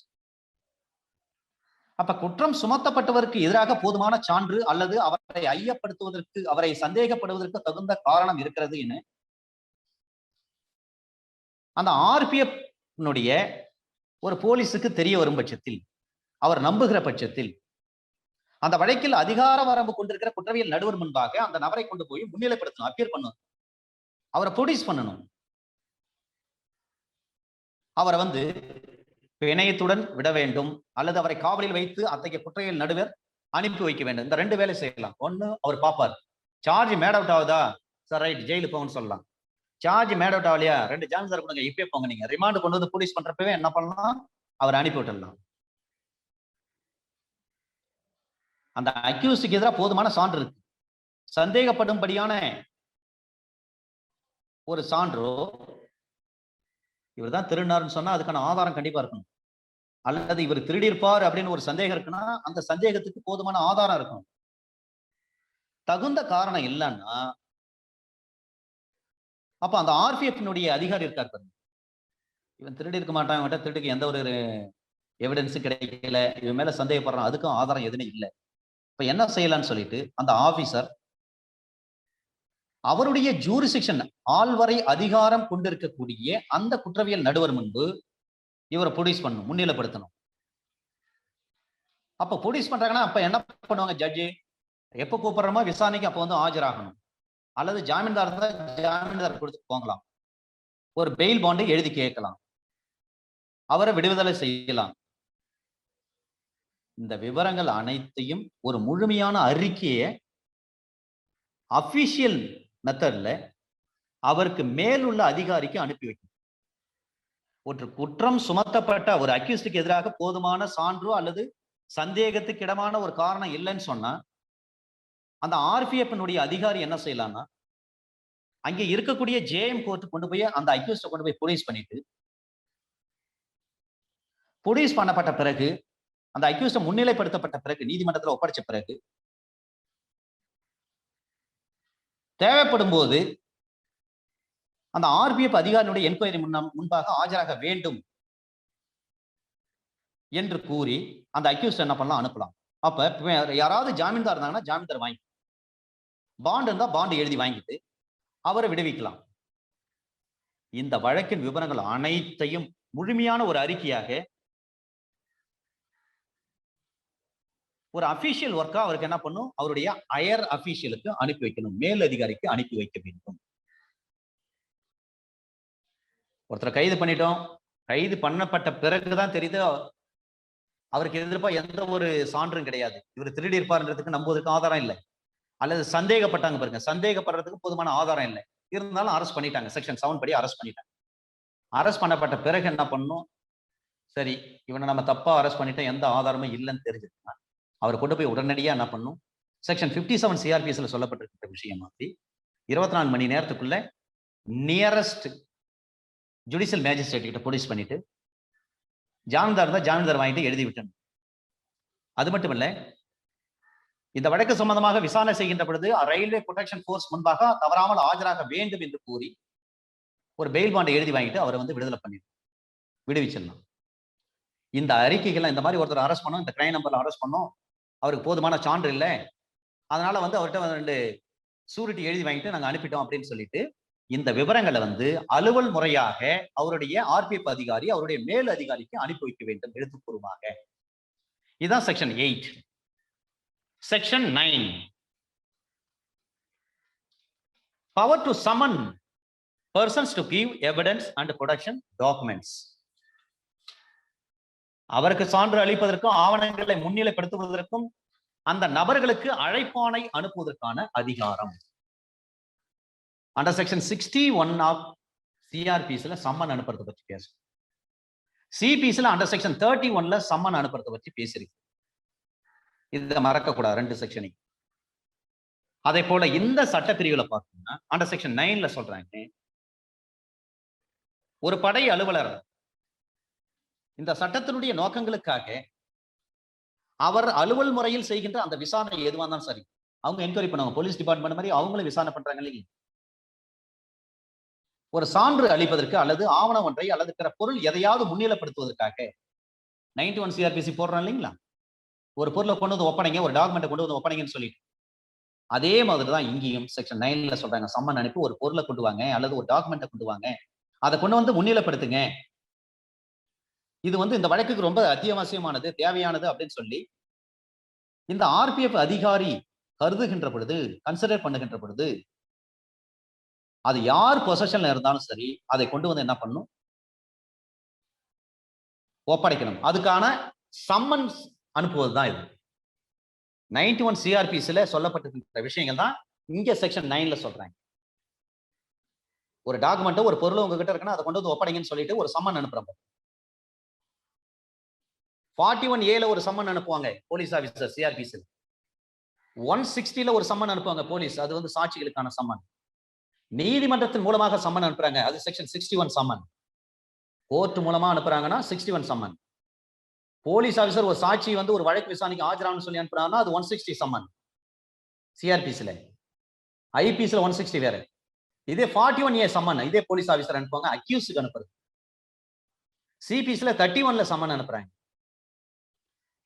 அதை போலவே சிஆர்பிஸ்ல 91 சிஆர்பிஸ் படி ஒரு பொருளையோ ஒரு ஆவணத்தையோ கொண்டு வந்து சமர்ப்பிக்க வேண்டும் என்று சொல்லி ஒரு சம்மன் அனுப்புவதுதான் under section 9 of this act. Under section 9 subsection 1ல சொல்றாங்க, ஒரு சம்மன் அனுப்பி ஒரு பொருள் அல்லது ஒரு டாக்குமெண்ட் இந்த விசாரணைக்கு தேவைப்படுது, அதை கொண்டு வந்து ஒப்படைக்கணும்னு சொல்லி சம்மன் அனுப்புவதை பற்றி பேசுகிறாங்க. அண்டர் செக்ஷன் 9 சப்செக்ஷன் 2ல சொல்றாங்க, அந்த மாதிரி ஆவணங்களை வேற ஏதாவது பொருளா இருக்கும் பட்சத்தில் அதை கொண்டு வந்து ப்ரொடியூஸ் பண்ணுங்க அப்படின்னு ஒரு சம்மன் அனுப்புறாங்க. அப்படி சம்மன் அனுப்பப்பட்டு ஒரு ஆணை பிறப்பிக்கப்படுகிறது. அப்ப அவர் உடைமையில் அல்லது அவர் கண்ட்ரோல்ல இருக்கக்கூடிய எந்த பொருளை குறித்து அவர் அந்த சம்மன்ல சொல்லப்பட்டிருக்கோ, டாக்குமெண்ட் பற்றி சொல்லப்பட்டிருக்கோ, பொருளை பற்றி சொல்லப்பட்டிருக்கோ, அவற்றை கொண்டு வந்து முன்னிலைப்படுத்தணும். அப்படி முன்னிலைப்படுத்துவதற்கானதாகவோ அல்லது அது குறித்த ஒரு சில விவரம், அந்த ஆவணம் அல்லது அந்த டாக்குமெண்ட், அது அனைத்தையும் கொண்டு வந்து நீங்க ப்ரொடியூஸ் பண்ணுங்கன்னு சொல்றாங்க.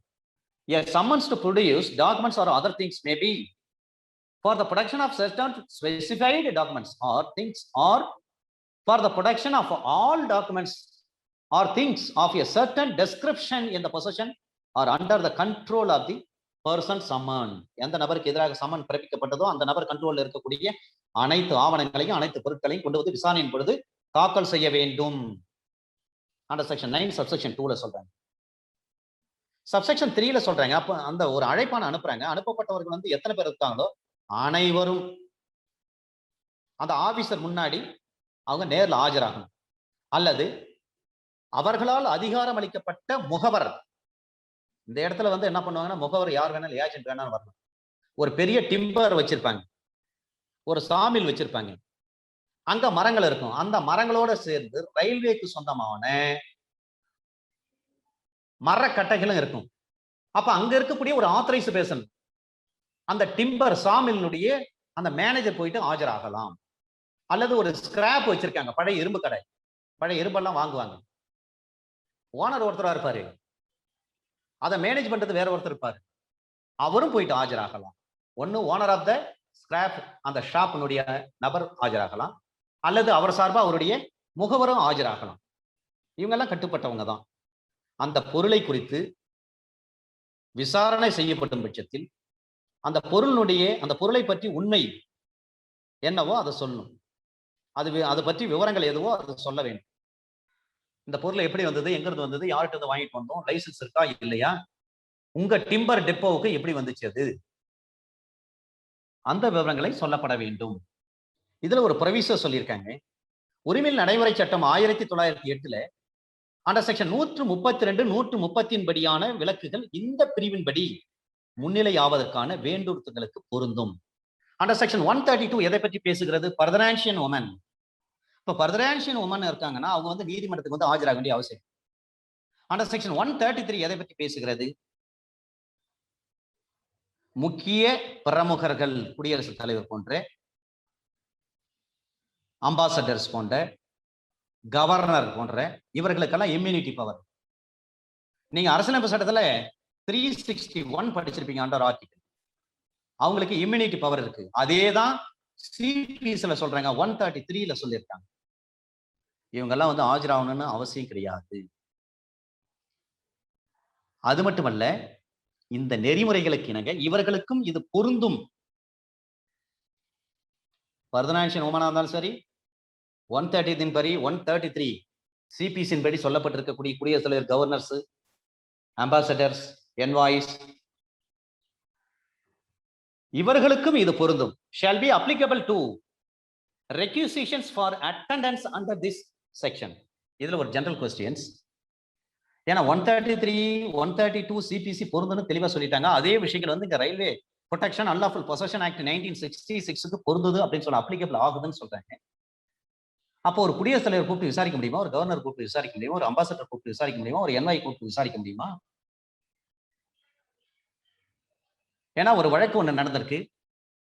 ஒரு வீட்டோ பவரை வந்து போஸ்டல், இந்த போஸ்ட் ஆபீஸ் வந்து அமெண்ட்மெண்ட் பில்லுல வந்து வீட்டோ பவர் பயன்படுத்திருக்காங்க. அது ஒரு ஜெனரல் கொஸ்டின், அதை கேட்டிருக்காங்க 2020 பிஜி பிரிலிமினரி எக்ஸாம்ல. அதே போலவே எந்த குடியரசுத் தலைவர் இந்திய நீதிமன்றத்தில் ஆஜராகி சாட்சியம் அளித்துள்ளார்? யாருக்கா தெரிஞ்சா சொல்லுங்க சார். ஏன்னா குடியரசுத் தலைவர்லாம் கோர்ட்டுக்கு வர வேண்டிய அவசியமே கிடையாது. ஆனால் ஒரு குடியரசுத் தலைவர் இந்திய நீதிமன்றத்துக்கு வந்து கூண்டில் ஏறி நேரடியாக சாட்சி சொல்லியிருக்காரு. அந்த குடியரசுத் தலைவருடைய பெயர் என்ன? யாராவது சொல்ல முடியுங்களா? இந்திய குடியரசுத் தலைவர் ஒருவர் வந்து இந்திய நீதிமன்றத்துல நேரடியா வந்து சாட்சியம் அளித்திருக்கார்.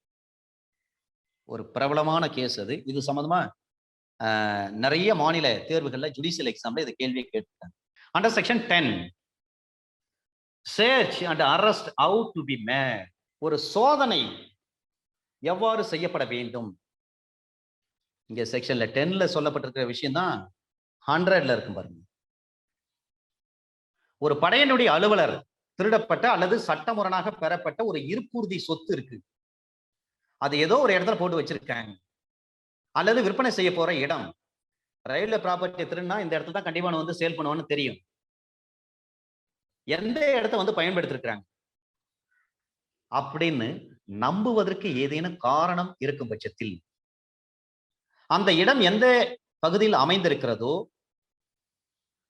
அந்த பகுதியினுடைய ஆள்வர அதிகார வரம்பு கொண்டிருக்கிற குற்றவியல் நீதிபதி, எந்த இடத்துல இங்க திருடி இருப்பான், சென்னையில திருடின பொருளை கொண்டு வந்து கோயம்புத்தூர்ல சேல் பண்ணிருப்பான். அப்ப கோயம்புத்தூர்ல இருக்கக்கூடிய ஜேஎம் கோர்ட் அவர்கிட்ட தான் என்ன பண்ணணும்? சர்ச் வாரண்ட் வாங்கணும்.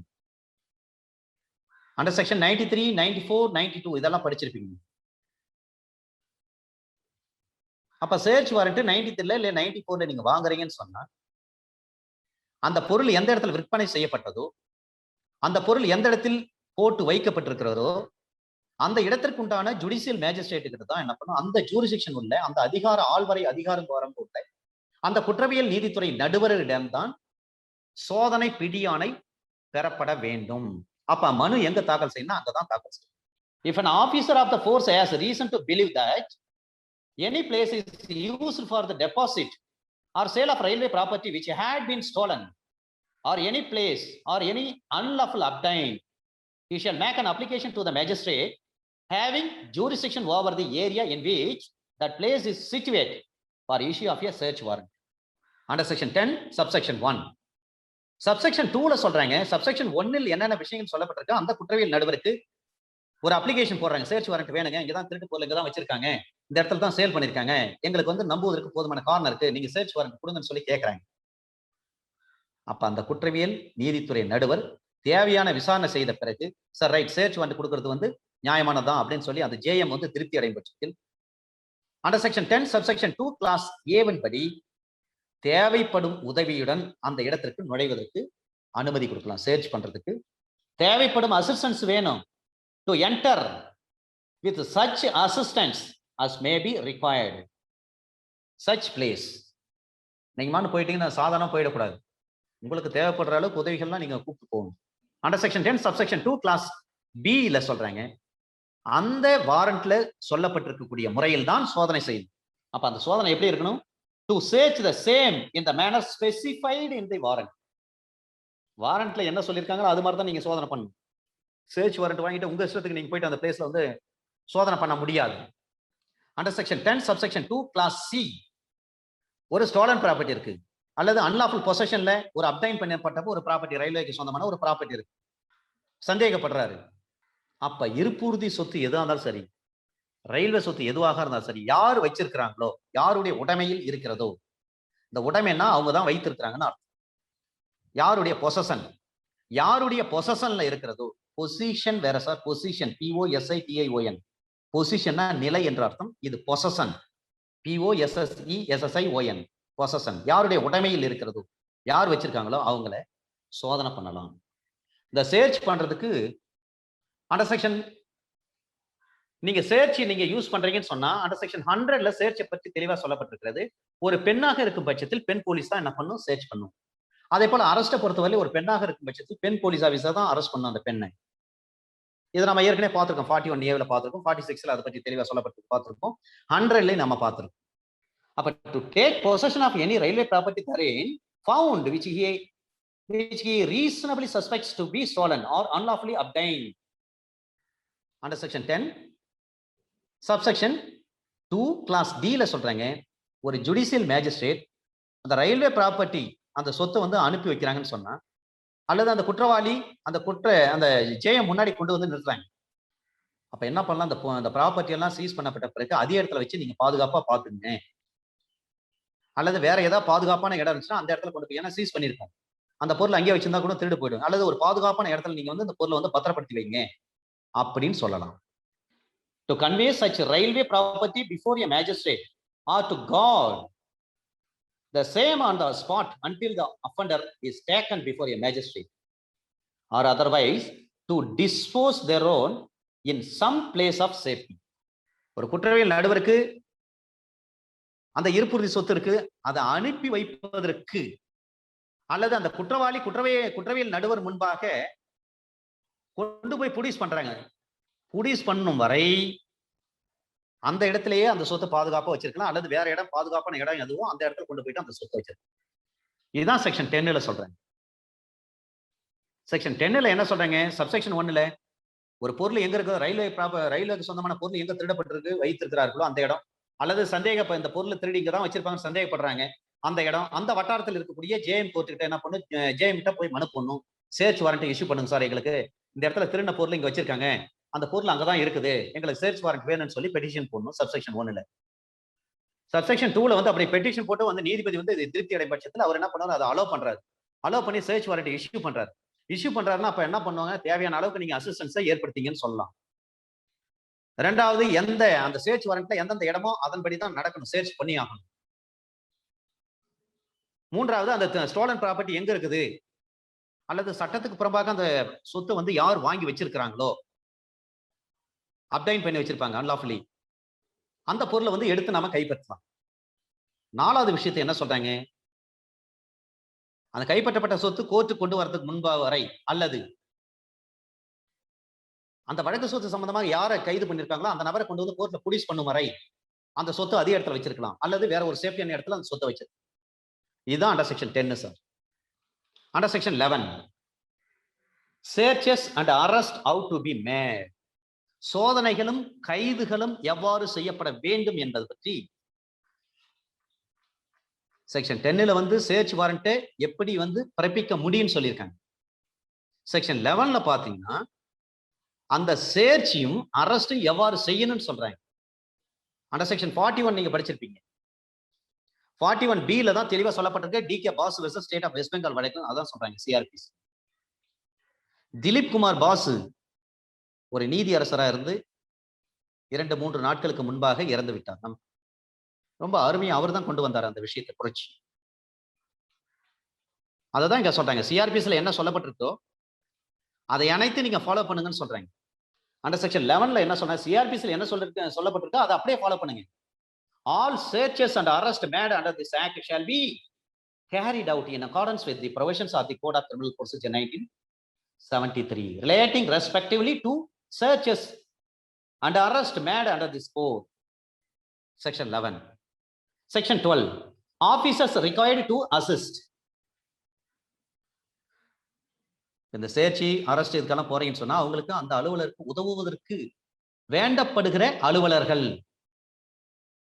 வாங்க இதெல்லாம் கொஞ்சம் ஹெல்ப் பண்ணுங்க, இந்த இடத்துல இருந்து இந்த இடம் வந்து நாங்க வந்து சீஸ் பண்றோம் போறோம், என் கூட கொஞ்சம் ஹெல்ப் பாருங்க அப்படின்னு சொல்லி சில ஆபீசர்ஸை கேட்கலாம். இந்த சட்டத்தை செயல்படுத்துவதில் இந்த ஆர்பிஎஃப் இருப்பாரு, ரயில்வே ப்ரொடெக்ஷன் போர்ஸ், அந்த படையினுடைய மேல்நிலை அலுவலர்களுக்கும் உறுப்பினர்களுக்கும் உதவுவதற்கு அனைத்து அரசாங்க அலுவலர்களும் அனைத்து கிராம அலுவலர்களும் உதவி செய்யணும். ஐ மீன் என்ன அர்த்தம்னா, அந்த கிராமத்தில் இருக்கக்கூடிய வில்லேஜ் அசிஸ்டன்ட், நம்ம மீனல்னு சொல்லுவோம், தலையாரின்னு சொல்லுவோம், ஆனா இப்ப அவங்க நேம் வந்து ரீநேம் பண்ணிட்டாங்க, வில்லேஜ் அசிஸ்டன்ட், கிராம உதவியாளர்கள். அதே போல விஓ, ஆர்ஐ, ரெவன்யூ இன்ஸ்பெக்டர், வருவாய் அலுவலர், ஆர்ஐ, தாசில்தார் அல்லது ஃபயர் சர்வீஸ் டிபார்ட்மெண்ட், இல்ல போலீஸ் டிபார்ட்மெண்ட், எந்த டிபார்ட்மெண்ட் இருந்தாலும் சரி இவங்களுக்கு உதவி செய்தே ஆகணும். இதுதான் செக்ஷன் 12ல சொல்றேன். அரசாங்க அலுவலர்கள் யாரா இருந்தாலும் சரி, ரயில்வே சொந்தமான ஒரு ப்ராப்பர்ட்டி எடுக்க போறாங்க, சீஸ் பண்றாங்க, ஒரு ஆளை கைது பண்ண போறாங்க, இந்த விஷயங்கள்லாம் செய்யறாங்கன்னு சொன்னா வேற ஒரு இடத்துல போய் செய்யறாங்கன்னா அப்ப அவங்க அந்த அபிஷியல், அவங்களுக்கு தேவையான அபிஷியல் டிபார்ட்மெண்ட்டை கூப்பிட்டுக்கலாம் உதவிக்கு. கண்டிப்பா அவங்க வந்து உதவி செய்தே ஆக வேண்டும். அண்டர் செக்ஷன் 13 இந்த ஊர்திகள்லாம் இருக்கு பாருங்க. Power of courts to order for feature of vehicle extra. Railway ப்ராப்பர்ட்டியே எடுத்துட்டு வர்றதுக்கு பயன்படுத்தப்பட்ட பெரிய பெரிய லாரிகள், கார், வேன், டூ வீலர் எதுவாக இருந்தாலும் சரி அதையெல்லாம் பறிமுதல் செய்வாங்க, பர்ஃபீச்சர் பண்ணுவாங்க. தண்ட இழப்பு, பறிமுதல் என்றாலும் தண்ட இழப்பு என்றாலும் பர்ஃபீச்சர் என்றாலும் ஒண்ணுதான். அப்ப பர்ஃபீச்சர் பண்றதுக்கான நீதிமன்றத்துக்கான அதிகாரங்கள் என்ன? அப்ப இந்த railway protection unlawful possession act படி 1966 படி தண்டிக்கப்படத்தக்க ஒரு குற்றச்செயல் ஒன்றை வந்து விசாரிக்கின்ற நீதிமன்றம் எதுவாக இருந்தாலும் சரி, எந்த சொத்து பொறுத்து இந்த சட்டத்தின்படியான குற்றச்செயல் ஒன்று செய்யப்பட்டிருக்கிறதோ அப்படின்னு சொல்லி நீதிமன்றம் தெளிவாக விசாரணையில் தெரிய வரும் பொழுது நீதிமன்றம் அந்த கேஸை விசாரிக்கிறாங்க, தெரிஞ்சது இவன் தான் தப்பு பண்ணியிருக்கான் தெரியுது, அப்ப என்ன செய்யலாம்? அந்த நீதிமன்றம் அரசாங்கத்திற்கு தண்ட இழப்பாக சேர வேண்டும் என்று ஆணையிடலாம். இந்த டூ வீலர், இந்த த்ரீ வீலர், இந்த ஃபோர் வீலர், இந்த சிக்ஸ் வீலர் இதை பயன்படுத்தி தான் இந்த திருட்டு நடந்திருக்கு, அல்லது திருட்டு நடந்து இருப்பதற்கான காரணம் நம்புவதற்கு போதுமான காரணம் இருக்கும் பட்சத்தில் அந்த வாகனங்களை பர்ஃபீச்சர் பண்ணலாம். அதுல இருந்து கிடைக்கக்கூடிய பணத்தை அரசுக்கு ஏற்பட்ட இழப்பிற்கு ஈடு செய்ய வேண்டும் என்று சொல்லி நீதிமன்றம் உத்தரவிட்டிருக்கும். அப்ப இதுல எது வரும் பாருங்க, கொள்கலங்கள்லாம் வரும், சிற்பங்கள் வரும், உரைகள் வரும், இதெல்லாம் சொத்து எதுல அடங்கி இருக்குதோ இது எல்லாமே வரும். இதுதான் ஊர்திகள் அல்லது பிற வாகனங்கள் அரசாங்கத்திற்கு தண்ட இழப்பாக சேர வேண்டும் என்று கூட ஆணையிடலாம். Under section 13 the power of courts to order forfeiture of vehicle etc. அப்ப any court trying an offense punishable under this act may order the forfeiture to government of any property in respect of which the court is satisfied that an offense under this act has been committed, and may also order the forfeiture of any receptacles, packages or coverings in which such property is contained, and the animals, vehicles or other conveyance used in carrying the property. சில நேரங்களில் கழுதைகளை பயன்படுத்துவாங்க, விலங்குகளை பயன்படுத்தியும் railway பொருளை கடத்திட்டு போவாங்க, அவற்றை கூட பறிமுதல் செய்யலாம். பறிமுதல் செய்து பர்ஃபீச்சர் பண்ணிடுவாங்க, சீஸ் பண்ணிட்டு அதை ஃபர்ஃபீச்சர் பண்ணி அதுல இருந்து கிடைக்கக்கூடிய பணத்தை வந்து அரசுக்கு ஏற்பட்ட இழப்பு அப்படின்னு சொல்லி அந்த இழப்பை ஈடு செய்வதற்காக அந்த பணத்தை கவர்மெண்ட் கஜானாவில் கொண்டு போய் வச்சிருவாங்க. அப்ப இந்த ரயில்வே ப்ராப்பர்ட்டி சம்பந்தமாக ஏதாவது தெஃப்ட் ஏற்படும் பட்சத்தில் எந்தெந்த வாகனங்கள் ஈடுபட்டதோ, எந்தெந்த விலங்குகள் ஈடுபட்டுள்ளதோ அவற்றையெல்லாம் கைது செய்து கைப்பற்றி அவற்றை பறிமுதல் செய்து விடுவார்கள், ஃபர்ஃபீச்சர் பண்ணுவாங்க. அப்ப ஏலம் தான், பொது ஏலம் விட்டுருவாங்க, பப்ளிக் ஆக்ஷன் தான் போகும். அண்டர் செக்ஷன் 14 இது overriding power sir. Act to override other laws. The provisions of this act shall have effect notwithstanding anything contained, notwithstanding anything inconsistent therewith contained in any other law for the time being in force. அவ்வப்போது நடைமுறையில் என்னென்ன இருக்கு, எந்தெந்த சட்டங்கள் இருந்தாலும் பிற சட்டத்தில் எதில் அடங்கியுள்ள எந்த ஒரு விஷயமா இருந்தாலும் சரி, அந்த சட்டத்தின் வகைமுறைகளுக்கு முரணாக இருந்த போதிலும் இந்த சட்டம் தான் மேலோங்கி நிற்கும். எந்த சட்டத்துல எது எப்படி சொல்லப்பட்டிருந்தாலும் ஒன்றும் பிரச்சனை இல்லை. பொதுவாகவே இன்டர்வியூல not with standing anything contained அந்த வார்த்தை எதுல வருதோ அந்த வரிகள் உள்ள சட்ட பிரிவுகளை கொஞ்சம் தெளிவா படிச்சுக்கணும் சார். அப்ப இது ஓவர் ரைட் பண்ணும். அண்டர் செக்ஷன் 15 ஜம்மு காஷ்மீர்ல இல்லாத சட்டங்களுக்கு இதை பற்றி சொல்றாங்க. செக்ஷன் 15 இப்போ தேவையில்லாத ஒரு விஷயம். ஏன்னா எல்லா சட்டமும் எல்லா மாநிலத்துக்கும் பொருந்துன்னு சொல்லிட்டாங்க. ஏன்னா ஜம்மு காஷ்மீர் பாத்தீங்கன்னா அங்க ஐபிசி கிடையாது. ஜம்மு காஷ்மீர்ல இருக்கிற சட்டத்தை பாத்தீங்கன்னா அங்க ஐபிசி வந்து பயன்படுத்தவே மாட்டாங்க. அப்ப எந்த சட்டத்தை வந்து ஜம்மு காஷ்மீர்ல பயன்படுத்திட்டு இருந்தாங்க இதுவரை? ரான்பேர் பீனல் கோடு தான் அங்க பயன்படுத்தினாங்க. இந்த ரான்பேர் பீனல் கோடு தான் அங்க செயல்பாட்டு இருந்தது. ஆனா இப்ப அதெல்லாம் கிடையாது. லார்டு மெக்காலே அவர்களால் கொண்டு வரப்பட்ட எல்லாமே இப்ப செல்லும். Section 16 repeal and saving sir. இப்ப ரயில்வே ஸ்டோர்ஸ் இருக்கு, அன்லாஃபுல் பொசஷன் ஆக்ட் 1955 இருக்கு. அது வந்து இதன் மூலமாக ஹியர்பை ரிப்பீல்டு, இதன் மூலமாக நீக்கம் செய்யப்பட்டிருக்கிறது. இந்திய ஈர்ப்புதி பண்டக சாலைகள் சட்டமுறையான உடைமை சட்டம் 1955 நீக்கம் செய்யப்பட்டிருக்கிறது. இந்த சட்டத்தில் அடங்கியுள்ள எதுவா இருந்தாலும் சரி, அது தண்டிக்கப்படத்தக்க குற்ற செயல்களுக்கு பொருந்துதல் ஆகாது. அந்த செயல்கள் குற்ற செயல்கள் எதுவுமே இயற்றப்படாததாக இருந்தால் அப்ப புலன் விசாரணை எதுவும் செய்யலாம். 1955 ஆண்டு சட்டம் ஒன்று இருக்கு, railway stores unlawful possession act இருக்கு. அந்த சட்டத்தை நீக்கிறாங்க. அந்த சட்டத்துல ஏதாவது இப்ப இருக்கிற 66 சட்டத்துல உள்ளபடி சில விஷயங்களை செயல்படுத்த முடியும். ஏன்னா 55 சட்டத்துல வந்து சொல்லலன்னு சொன்னா இப்ப நம்ம பயன்பாட்டில் இருக்கக்கூடிய 66 சட்டத்தின்படி அவற்றை செயல்படுத்தலாம், புலனாய்வு செய்யலாம். இதுல ஒரு சில கேஸ் லாஸ் சார். இந்த கேஸ் லாஸ் பார்ப்பதற்கு முன்பாக இந்த ஆக்ட்ல திரும்ப திரும்ப ஏபிபி எக்ஸாம்ல கேட்கப்பட்ட கேள்விகளை குறிச்சிங்க சார். அப்ப இந்த ஆக்ட நம்ம படிக்கிறோம்னு சொன்னா எது முக்கியமானது? 2012 ஒரு கேள்வி கேட்டிருக்காங்க, வாட் இஸ் ரயில்வே ப்ராப்பர்ட்டின்னு கேட்டிருக்காங்க. இதே கேள்வியா 2007 கேட்டிருக்காங்க, examine the salient features of railway property unlawful possession act 1966. இருப்புறுதி சொத்து சட்டமுறையான உடைமை சட்டம் 1966 தலையாய சிறப்பு இயல்புகளை ஆய்வு செய்க. இது 2007 கேட்டிருக்காங்க, 2012 கேட்டிருக்காங்க. Section 3 under section 2D railway ப்ராப்பர்ட்டினா என்ன, under section 3 penalty, under section 4 அதனுடைய எக்ஸ்பிளனேஷன், செக்ஷன் 6. ஆகவே செக்ஷன் 2D ரயில்வே ப்ராப்பர்ட்டினா என்ன, செக்ஷன் 3 பெனால்டி சொல்றாங்க, செக்ஷன் 4 சொல்லியிருக்காங்க கேட்டிருக்காங்க, செக்ஷன் 6 இதை வந்து 2007 2012 கேட்டிருக்காங்க, திரும்ப திரும்ப கேட்டிருக்காங்க இந்த ஆக்ட்ல ஏபிபி எக்ஸாம்ல. அடுத்தது சார் செக்ஷன் 9 கேட்டிருக்காங்க, 10 கேட்டிருக்காங்க சார். 5, 6, 7 அப்படியே தொடர்ந்து வருது சார். 5, 6, 7, 8 வரல, 8 வருது, 9, 10 வரல. இந்த ஒரே கொஸ்டின்ஸ் தான் சார் திரும்ப திரும்ப கேட்டிருக்காங்க சார். அப்ப இந்த ஆக்ட் படிக்கிறீங்கன்னா ஃப்ரம் 1 to 10 வந்து ரொம்ப முக்கியம். இந்த கொஸ்டின் வந்து திரும்ப திரும்ப கேட்டிருக்காங்க, 3 முறை கேட்டிருக்காங்க. ரைட், இதுல ஒரு சில ஜட்ஜ்மெண்ட்ஸ் நம்ம பார்ப்போம். இதுல எஸ் சங்கரலிங்கம் வெர்சஸ் ஸ்டேட், இது ஜனவரி மாசம் 25/1/2001 வந்த ஒரு ஜட்ஜ்மெண்ட். இது இந்த சங்கரலிங்கம் வெர்சஸ் ஸ்டேட் இந்த வழக்குல என்ன பண்றாங்கன்னா, ஆர்பிஎஃப் போலீஸ் வந்து உள்ள போறாங்க. ஆர்பிஎஃப் போலீஸ் மட்டும் கிடையாது, அவங்க ஆர்பிஎஃப் போலீஸ் கூட கிரைம் இன்டெலிஜென்ஸ் பிரான்ச் அவங்களும் உள்ள போனாங்க. சிஐபி, சிஐடி கிடையாது, சிஐபி, கிரைம் இன்டெலிஜென்ஸ் பிரான்ச், இவங்களும் உள்ள போறாங்க. Shri Lakshmi steel re rolling mills Manali, express highway Ernavur, Chennai 57. இது உள்ள போயிட்டு Shri Lakshmi steel re rolling, பழைய இரும்பெல்லாம் வாங்கிட்டு புதிய இரும்பா வந்து உருக்கி தருவாங்க பாருங்க, அந்த ஆலைக்கு போறாங்க. எர்ணாவூர்ல இருக்குது.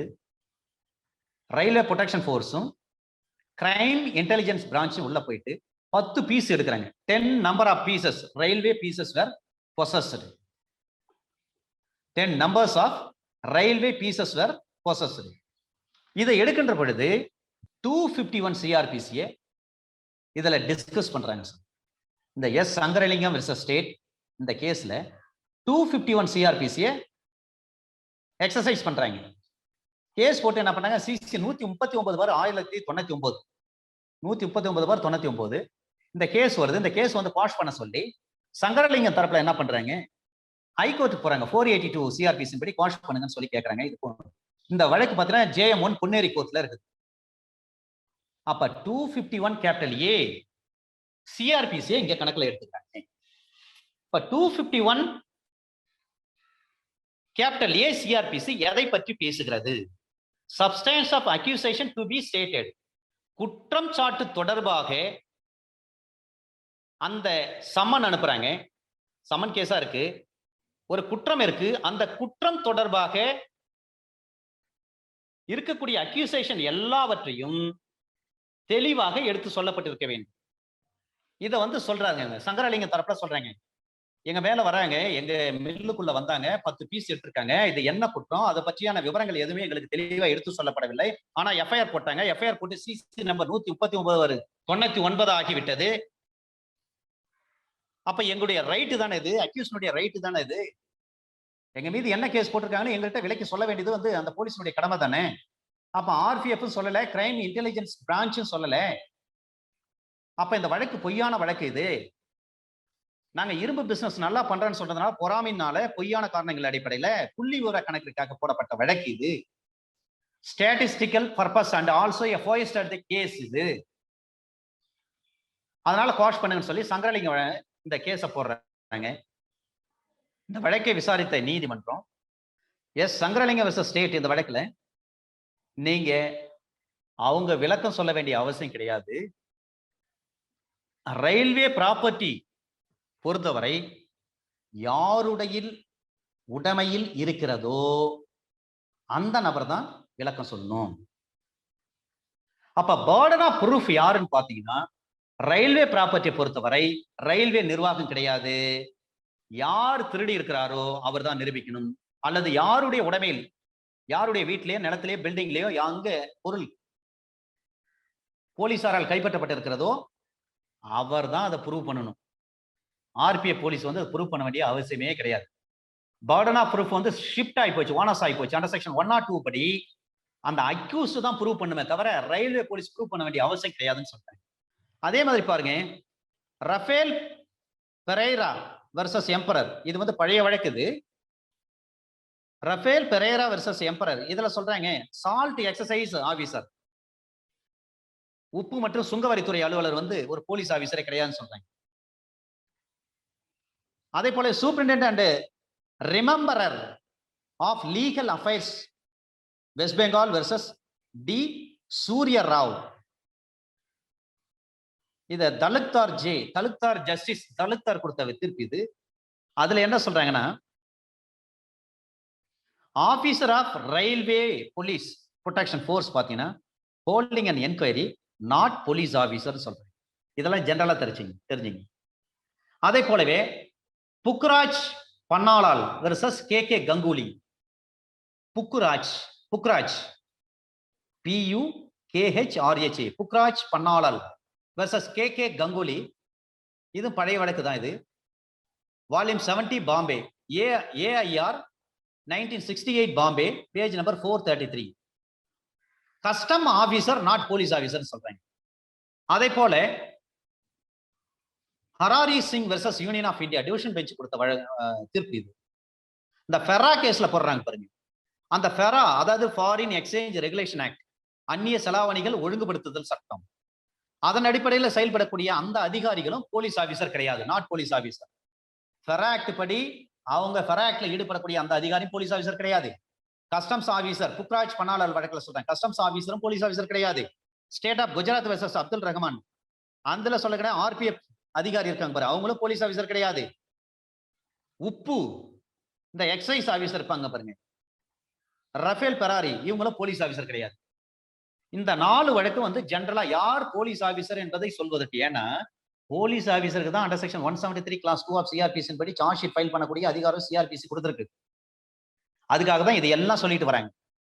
அது மட்டும் இல்ல, இந்த 160 சிஆர்பிசி இருக்கு பாருங்க, இந்த 165 சிஆர்பிசி,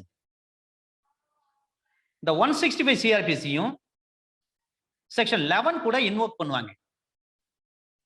அப்ப 165 சிஆர்பிசி எதை பற்றி பேசுகிறது? யாராவது சொல்ல முடியுங்களா சார்? சார், இந்த 165 சிஆர்பிசி எதை பற்றி பேசுகிறது? யாராவது சொல்ல முடியுங்களா? ஏன்னா கன்ஃபெஷனுக்கு அடுத்தது தான் அவரு.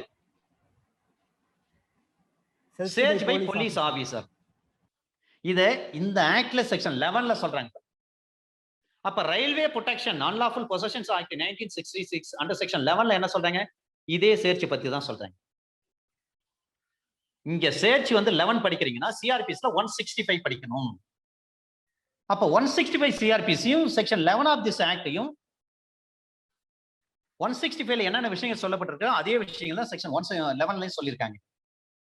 இதை சொன்ன வழக்கு 1999 MLJ criminal page number 22, M Ramesh versus state of Ramesh versus state represented by Inspector Police RPF Dindigul. M Ramesh versus State represented by its Inspector Police RPF Dindigul. 1999 MLJ criminal page number 22. இப்ப railway act 11 நீங்க பயன்படுத்துறீங்கன்னு சொன்னா CrPC 165ல என்னென்ன விஷயங்கள் சொல்லப்பட்டிருக்கு அது அப்படியே apply ஆகும்னு சொன்ன வழக்கு. 1999 MLJ criminal page number 22, M Ramesh versus State represented by its Inspector Police RPF Dindigul. State versus Vijay Kumar 2007 September மாசம் 27ஆம் தேதி வந்த தீர்ப்பு இது. State versus Vijay Kumar. இதுல சொல்றாங்க 101 104 இந்தியன் எவிடன்ஸ் ஆக்ட் வந்து இதை நீங்க பாருங்க. இந்த ஸ்டேட் வெர்சஸ் விஜயகுமார் வழக்கில் என்ன சொல்றாங்கன்னா, no report of theft by railway, seizure of stolen suspected. அப்ப 101 104 வந்து இங்க பார்க்க முடியுமா இந்தியன் எவிடன்ஸ் ஆக்ட் அப்படின்னு பாத்தீங்கன்னா, பர்டன் ஆஃப் ப்ரூஃப் பாத்தீங்கன்னா அக்யூஸ்ட் கையில தான் இருக்குது. அக்யூஸ்ட் தான் ப்ரூவ் பண்ணும் அவர்கிட்ட எப்படி வந்துச்சுன்னு. ரயில்வே போலீஸ் ப்ரூவ் பண்ண வேண்டிய அவசியம் கிடையாது. வெரி இம்பார்ட்டன்ட் கேஸ்ல இப்ப நம்ம உள்ள போக போறோம். AIR 1976 supreme court page number 1449. AIR 1976 supreme court page number 1449. இதுல ரெண்டு விஷயங்களை வந்து பாசிபிளா எடுத்துக்கணும். ஒன்னு, there are two views possible and the view in favor of accused has taken into consideration there is no quarrel over the said proposition. There is no quarrel over the said proposition. இந்த ரெண்டு விஷயங்களை தான் சொன்னாங்க இந்த வழக்குல. AIR 1976 supreme court page number 1449. Section 94 460 CrPC இருக்கு. இதெல்லாம் general, but section 10 is special. Section 94 என்ன சர்ச் பத்தி சொல்றாங்க. அது மட்டுமல்ல, செக்ஷன் 460 எதை பற்றி பேசுகிறது ஏனென்று சொன்னால், irregularities which do not vitiate proceedings. Chapter number 35ல அதான சொல்றாங்க. ஒரு irregularity இருக்கு, ஒரு ப்ரொசீடிங்ஸ் வந்து சரியா ஃபாலோ பண்ணல, சட்டம் சொல்லப்பட்ட வழிகளில் வந்து ஆர்பிஎஃப் அதிகாரிகள் ஃபாலோ பண்ணாம விட்டுட்டாங்க. அதுக்காக அந்த ப்ரொசீடிங்ஸே வந்து விஷியேட் பண்ணுமா, பாதிக்கப்படை செய்யுமா, பாதிப்படைய செய்யாது. இதான் 460 சிஆர்பிசி. இப்போ 165 இந்தியன் எவிடன்ஸ் ஆக்ட்லயும் அதுதானே சொல்றாங்க. irregularity proceedings ஏதாவது இருந்துச்சுன்னா அது it should not be affected the legal proceedings. It cannot be vitiated the legal proceedings. 165 Indian evidence ஆக்ட்ல அதான் சொல்றாங்க. சிஆர்பிசி 460 எந்த செக்ஷன் 460 அதான் சொல்றாங்க. ஒரு சர்ச்சில் வந்து irregularity இருந்துச்சுன்ற காரணத்துக்காக அந்த வழக்கு தள்ளுபடி செய்ய முடியாது, அந்த ப்ரொசீடிங்ஸ் வந்து விஷியேட் பண்ணாது. ஆனா செக்ஷன் 10 வந்து ஸ்பெஷல் விஷயத்த சொல்றாங்க. செக்ஷன் 10 எதை பத்தி சொல்றாங்க? அப்ப லைசன்ஸ் ஹோல்டரை பத்தி சொல்றாங்க. இஷ்யூ ஆஃப் சர்ச் வாரண்ட் கொண்டு வராங்க. லைசன்ஸ் ஹோல்டர் இருக்காரு. அவர்கிட்ட லைசன்ஸ் இந்த பொருளெல்லாம் இருக்கிறது லைசன்ஸ் ஒன்றும் பிரச்சனை கிடையாது. நான் லைசன்ஸ் வச்சிருக்கேன், என்னுடைய மரவாட்டில் வந்து நீங்க எப்படி வந்து சர்ச் பண்ணலாம், என் பில்டிங்ல எப்படி வந்து சர்ச் பண்ணலாம்னு கேட்க முடியாது. இதெல்லாம் இர்ரெகுலாரிட்டி அப்படின்னு சொல்ல முடியாது. சந்தேகம் இருந்துச்சுன்னா எந்த இடத்துல வேணாலும் போயிட்டு சர்ச் பண்ணலாம் சார். அது எந்த சட்டத்தாலும் தடை கிடையாது. குறிப்பா அந்த ரயில்வே ஆக்டை பொறுத்தவரை. Shakti steel traders versus Ashok Chakraborty, Chakravarthy கிடையாது, Chakraborty, BORTY. Shakti steel traders versus Ashok Chakraborty, BORTY, Chakraborty, Chakravarthy கிடையாது, சக்கரபோர்த்தி அண்ட் அதர்ஸ். இதுல சொல்றாங்க சர்ச் இஸ் இல்லீகல். அப்ப search warrant was not marked. அப்ப சர்ச் வாரண்ட் இஸ் ஃபேட்டல். ஏன்னா non marking of search warrant is fatal to the case of prosecution. இந்த Shakti steel traders versus Ashok Chakraborty and others இதுல சொல்றாங்க ஒரு search வந்து இல்லீகல். எப்ப illegal ஆகும்? நீங்க இந்த இடத்துக்கு சர்ச் பண்ண போறீங்க, சர்ச் வாரண்ட் வாங்கியிருக்கீங்க. அப்ப அந்த சர்ச் வாரண்ட்டை கோர்ட் ட்ரையல் நடத்துறப்ப நீங்க மார்க் பண்ணுவா இல்லீங்களா? சர்ச் வாரண்ட்டை நீங்க மார்க் பண்ணிருக்கணும். மார்க் பண்ணலனா நான் marking of search warrant is fatal to the case of prosecution. Case விடுதலை தான். சர்ச் வாரண்ட் வாங்கிட்டு நீங்க உள்ள போறீங்க, சர்ச் பண்றீங்க, பொருளை கைப்பற்றுறீங்க, கொண்டு வந்து அது சம்பந்தமா நீங்க கேஸ் போடுறீங்க, கேஸ் ட்ரையல் நடக்குது. ஆனா ட்ரையல் நடத்துறப்ப ப்ராசிக்யூஷன் தரப்புல இருந்து நீங்க வந்து சர்ச் வாரண்ட் வந்து நீங்க மார்க் பண்ணாம விட்டுட்டீங்க. அப்ப கேஸ் என்ன ஆட்டோமேட்டிக்கா? கேஸே fatal. Shakti steel traders versus Ashok Chakraborty and others search is illegal. இன்னும் நிறைய கேசஸ் எல்லாம் இருக்கு. ஏன்னா Jayanti Bhai Bikhabhai Rathod versus inspector general and chief. இந்த வழக்கு பாத்தீங்கன்னா inspector general and chief security commissioner RPF. இது 2020 இப்ப லேட்டஸ்டா 2019 வந்த ஒரு இது. 9 வருஷம் கழிச்சு இந்த கேஸ் ட்ரையலுக்கு எடுக்கிறாங்க சார். 9/4/2019 தான் ட்ரையலுக்கு எடுக்கிறாங்க. 9 இயர்ஸ் வந்து லேப்ஸ் ஆகி போச்சு. சார்ஜ் பாத்தீங்கன்னா 28/8/2011 அரெஸ்ட் பண்றாங்க. ரயில்வே போலீஸே ஒரு தப்பு பண்ணாரு, அவரே வந்து திருடிட்டான்னு சொல்றாங்க. அவர் மீதே சார்ஜ் 28/8/2011 அந்த ரயில்வே போலீஸா அரெஸ்ட் பண்ணுது. அதன் பிறகு என்ன பண்றாங்க? டிபார்ட்மெண்ட் என்கொயரி எல்லாம் நடத்திட்ட பிறகு என்ன பண்றாங்க? 2/3/2012 2011 வருஷம் 8வது மாசம் 28ஆம் தேதி அரெஸ்ட் பண்றாங்க. அந்த அதிகாரியை, அவர் வந்து ரயில்வே அதிகாரி தான், ரயில்வே போலீஸ் தான். அதன் பிறகு அவர் வெளியில வராரு. வெளியில வந்த பிறகு 2/3 மாசம் 2ஆம் தேதி அடுத்த வருஷம் 2012ஆம் வருஷம் ரீஇன்ஸ்டேட் ஆகுறாரு. மீண்டும் வேலைக்குள்ள போய் சேர்ந்துடுறாரு. இது எங்கன்னா சர்ச்கேட் மும்பை 9/4/2019. ஆனா சார்ஜ் மெமோ எப்ப கொடுக்குறாங்க பாருங்க, 9/4/2019 சார்ஜ் மெமோ கொடுக்குறாங்க. இது எந்த இடத்துல நடந்தா? சர்ச்கேட் மும்பைல நடந்தது. 9 வருஷம் கழிச்சு நீங்க சார்ஜ் மெமோ கொடுத்தீங்கன்னா அந்த கேஸே செல்லாது.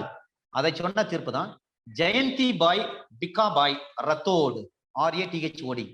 Jayanthi Bhai BHAI, Jayanti Bhai Bikhabhai BIKHABHAI, Bikhabhai Rathod versus inspector general and chief secretary commissioner of railway protection force RPF, IG and chief secretary commissioner RPF. 9 வருஷம் கழிச்சு நீங்க சார்ஜ் மெமோ கொடுக்குறாங்க. அப்ப அந்த கேசஸ் செல்லாது. அப்ப ரூல் ஒண்ணு இருக்கு, railway discipline and conduct rules. 1968 வந்த ஒரு ரூல்ஸ் ஒண்ணு இருக்கு, railway service discipline and conduct rules 1968. அந்த ரூல்ல ரூல் நம்பர் 146. இந்த ஆக்ட்ல செக்ஷன், அது மட்டும் இல்ல, செக்ஷன் 9 செக்ஷன் 17 ரூல் நம்பர் 146 என்ன சொல்றாங்க? shall not negligent and incidents அப்படின்னு சொல்றாங்க. அலட்சியமா இருக்க கூடாது. பணியில அவர் அலட்சியமா இருந்தாருன்னு சொல்லி தான் நீங்க அவர் மேல ரயில்வே போலீஸ் மேல கேஸ போட்டு அவரை வந்து பணியிட நீக்கம் பண்ணீங்க. அதன் பிறகு ரீஇன்ஸ்டேட் பண்றீங்க. அப்புறம் 9 வருஷம் கழிச்சு அவர் மேல நீங்க சார்ஜ் ஃப்ரேம் பண்றீங்க, சார்ஜ் மெமோ கொடுக்குறீங்க. அப்ப railway service discipline and conduct rules 1968 படி அந்த ரூல் நம்பர் 146 என்ன சொல்றாங்க, shall not negligent incidents. Rule number 153 என்ன சொல்றாங்க, மேஜர் பனிஷ்மெண்ட் பெனால்டி. அது அப்ப அந்த Jayantibhai Bikhabhai Rathod versus IG and chief secretary commissioner RPF இருக்கு, இது செல்லாதுன்னு சொன்னது. ஸ்டேட் வெர்சஸ் செல்வம் என்ற குள்ள செல்வம், இது தமிழ்நாடு வழக்கு, இது செக்ஷன் 3A கேஸ் பட்டது. ஓகே ஃப்ரெண்ட்ஸ், மணி 4:30 முடிக்க சொன்னாங்க. நான் 10 நிமிஷம் அதிகமா எடுத்துட்டேன்னு நினைக்கிறேன், 5 நிமிஷம் எடுத்துட்டேன்னு நினைக்கிறேன். ஏன்னா நிறைய கேஸ் இருக்கு. இதுல வந்து இந்த ரயில்வே அத்தாரிட்டிக்கு வெரி ஸ்டாண்டர்ட் அத்தாரிட்டி சார். இதை குறிச்சிங்க, டைம் இருந்தா படிங்க. Very standard case. இந்த 1966 வெரி ஸ்டாண்டர்ட் கேஸ். இந்த கேஸ் தான் எல்லா கேஸ்லயும் டிஸ்கஸ் பண்ணுவாங்க. Bal Kishan, BAL, Bal Kishan, KISHN, Bal Kishan A Devi, Bal Kishan A Devi Dayal, Bal Kishan A Devi Dayal and others versus state of Maharashtra. Very standard authority இதுதான் சார். இன்னைய வரையும் சுப்ரீம் கோர்ட் இந்த கேஸை டிஸ்கஸ் பண்றாங்க. பால் Kishan A Devi Dayal and others versus state of Maharashtra, 1981 AIR 1981 supreme court, page number 379. Page number பாருங்க, 379, theft IPC. Ball Kishan A Devi Dayal and others versus state of Maharashtra 1981, AIR 1981 Supreme Court, page number 379. AIR 1981 Supreme Court, page number 379. Bal Kishan A Devi Dayal and others versus state of Maharashtra. இதுல 165 CRPC சொல்றாங்க. Search போறான் இல்லைங்களா, அதை பத்தி பேசுறாங்க. Character of inquiry under RPF is different from the investigation under CRPC. Therefore, any confession before an officer of RPF in the course of his inquiry is not to be excluded from Evidence Act under Section 25 Indian Evidence Act. இந்த கேஸ்ல பால் Kishan A Devi Dayal and others versus state of Maharashtra, AIR 1981 Supreme Court, page number 379 சொல்றாங்க. Section 10ஐயும் section 165ஐயும் பேசுறாங்க. அது மட்டுமல்ல, இதனுடைய essence இந்த கேஸ்ல என்ன சொல்றாங்க பாருங்க. The character of inquiry under RPF is different from in the investigation under CRPC. Therefore, any confession before and an officer of RPF in the course of his inquiry is not to be excluded from evidence under Section 25 Indian Evidence Act.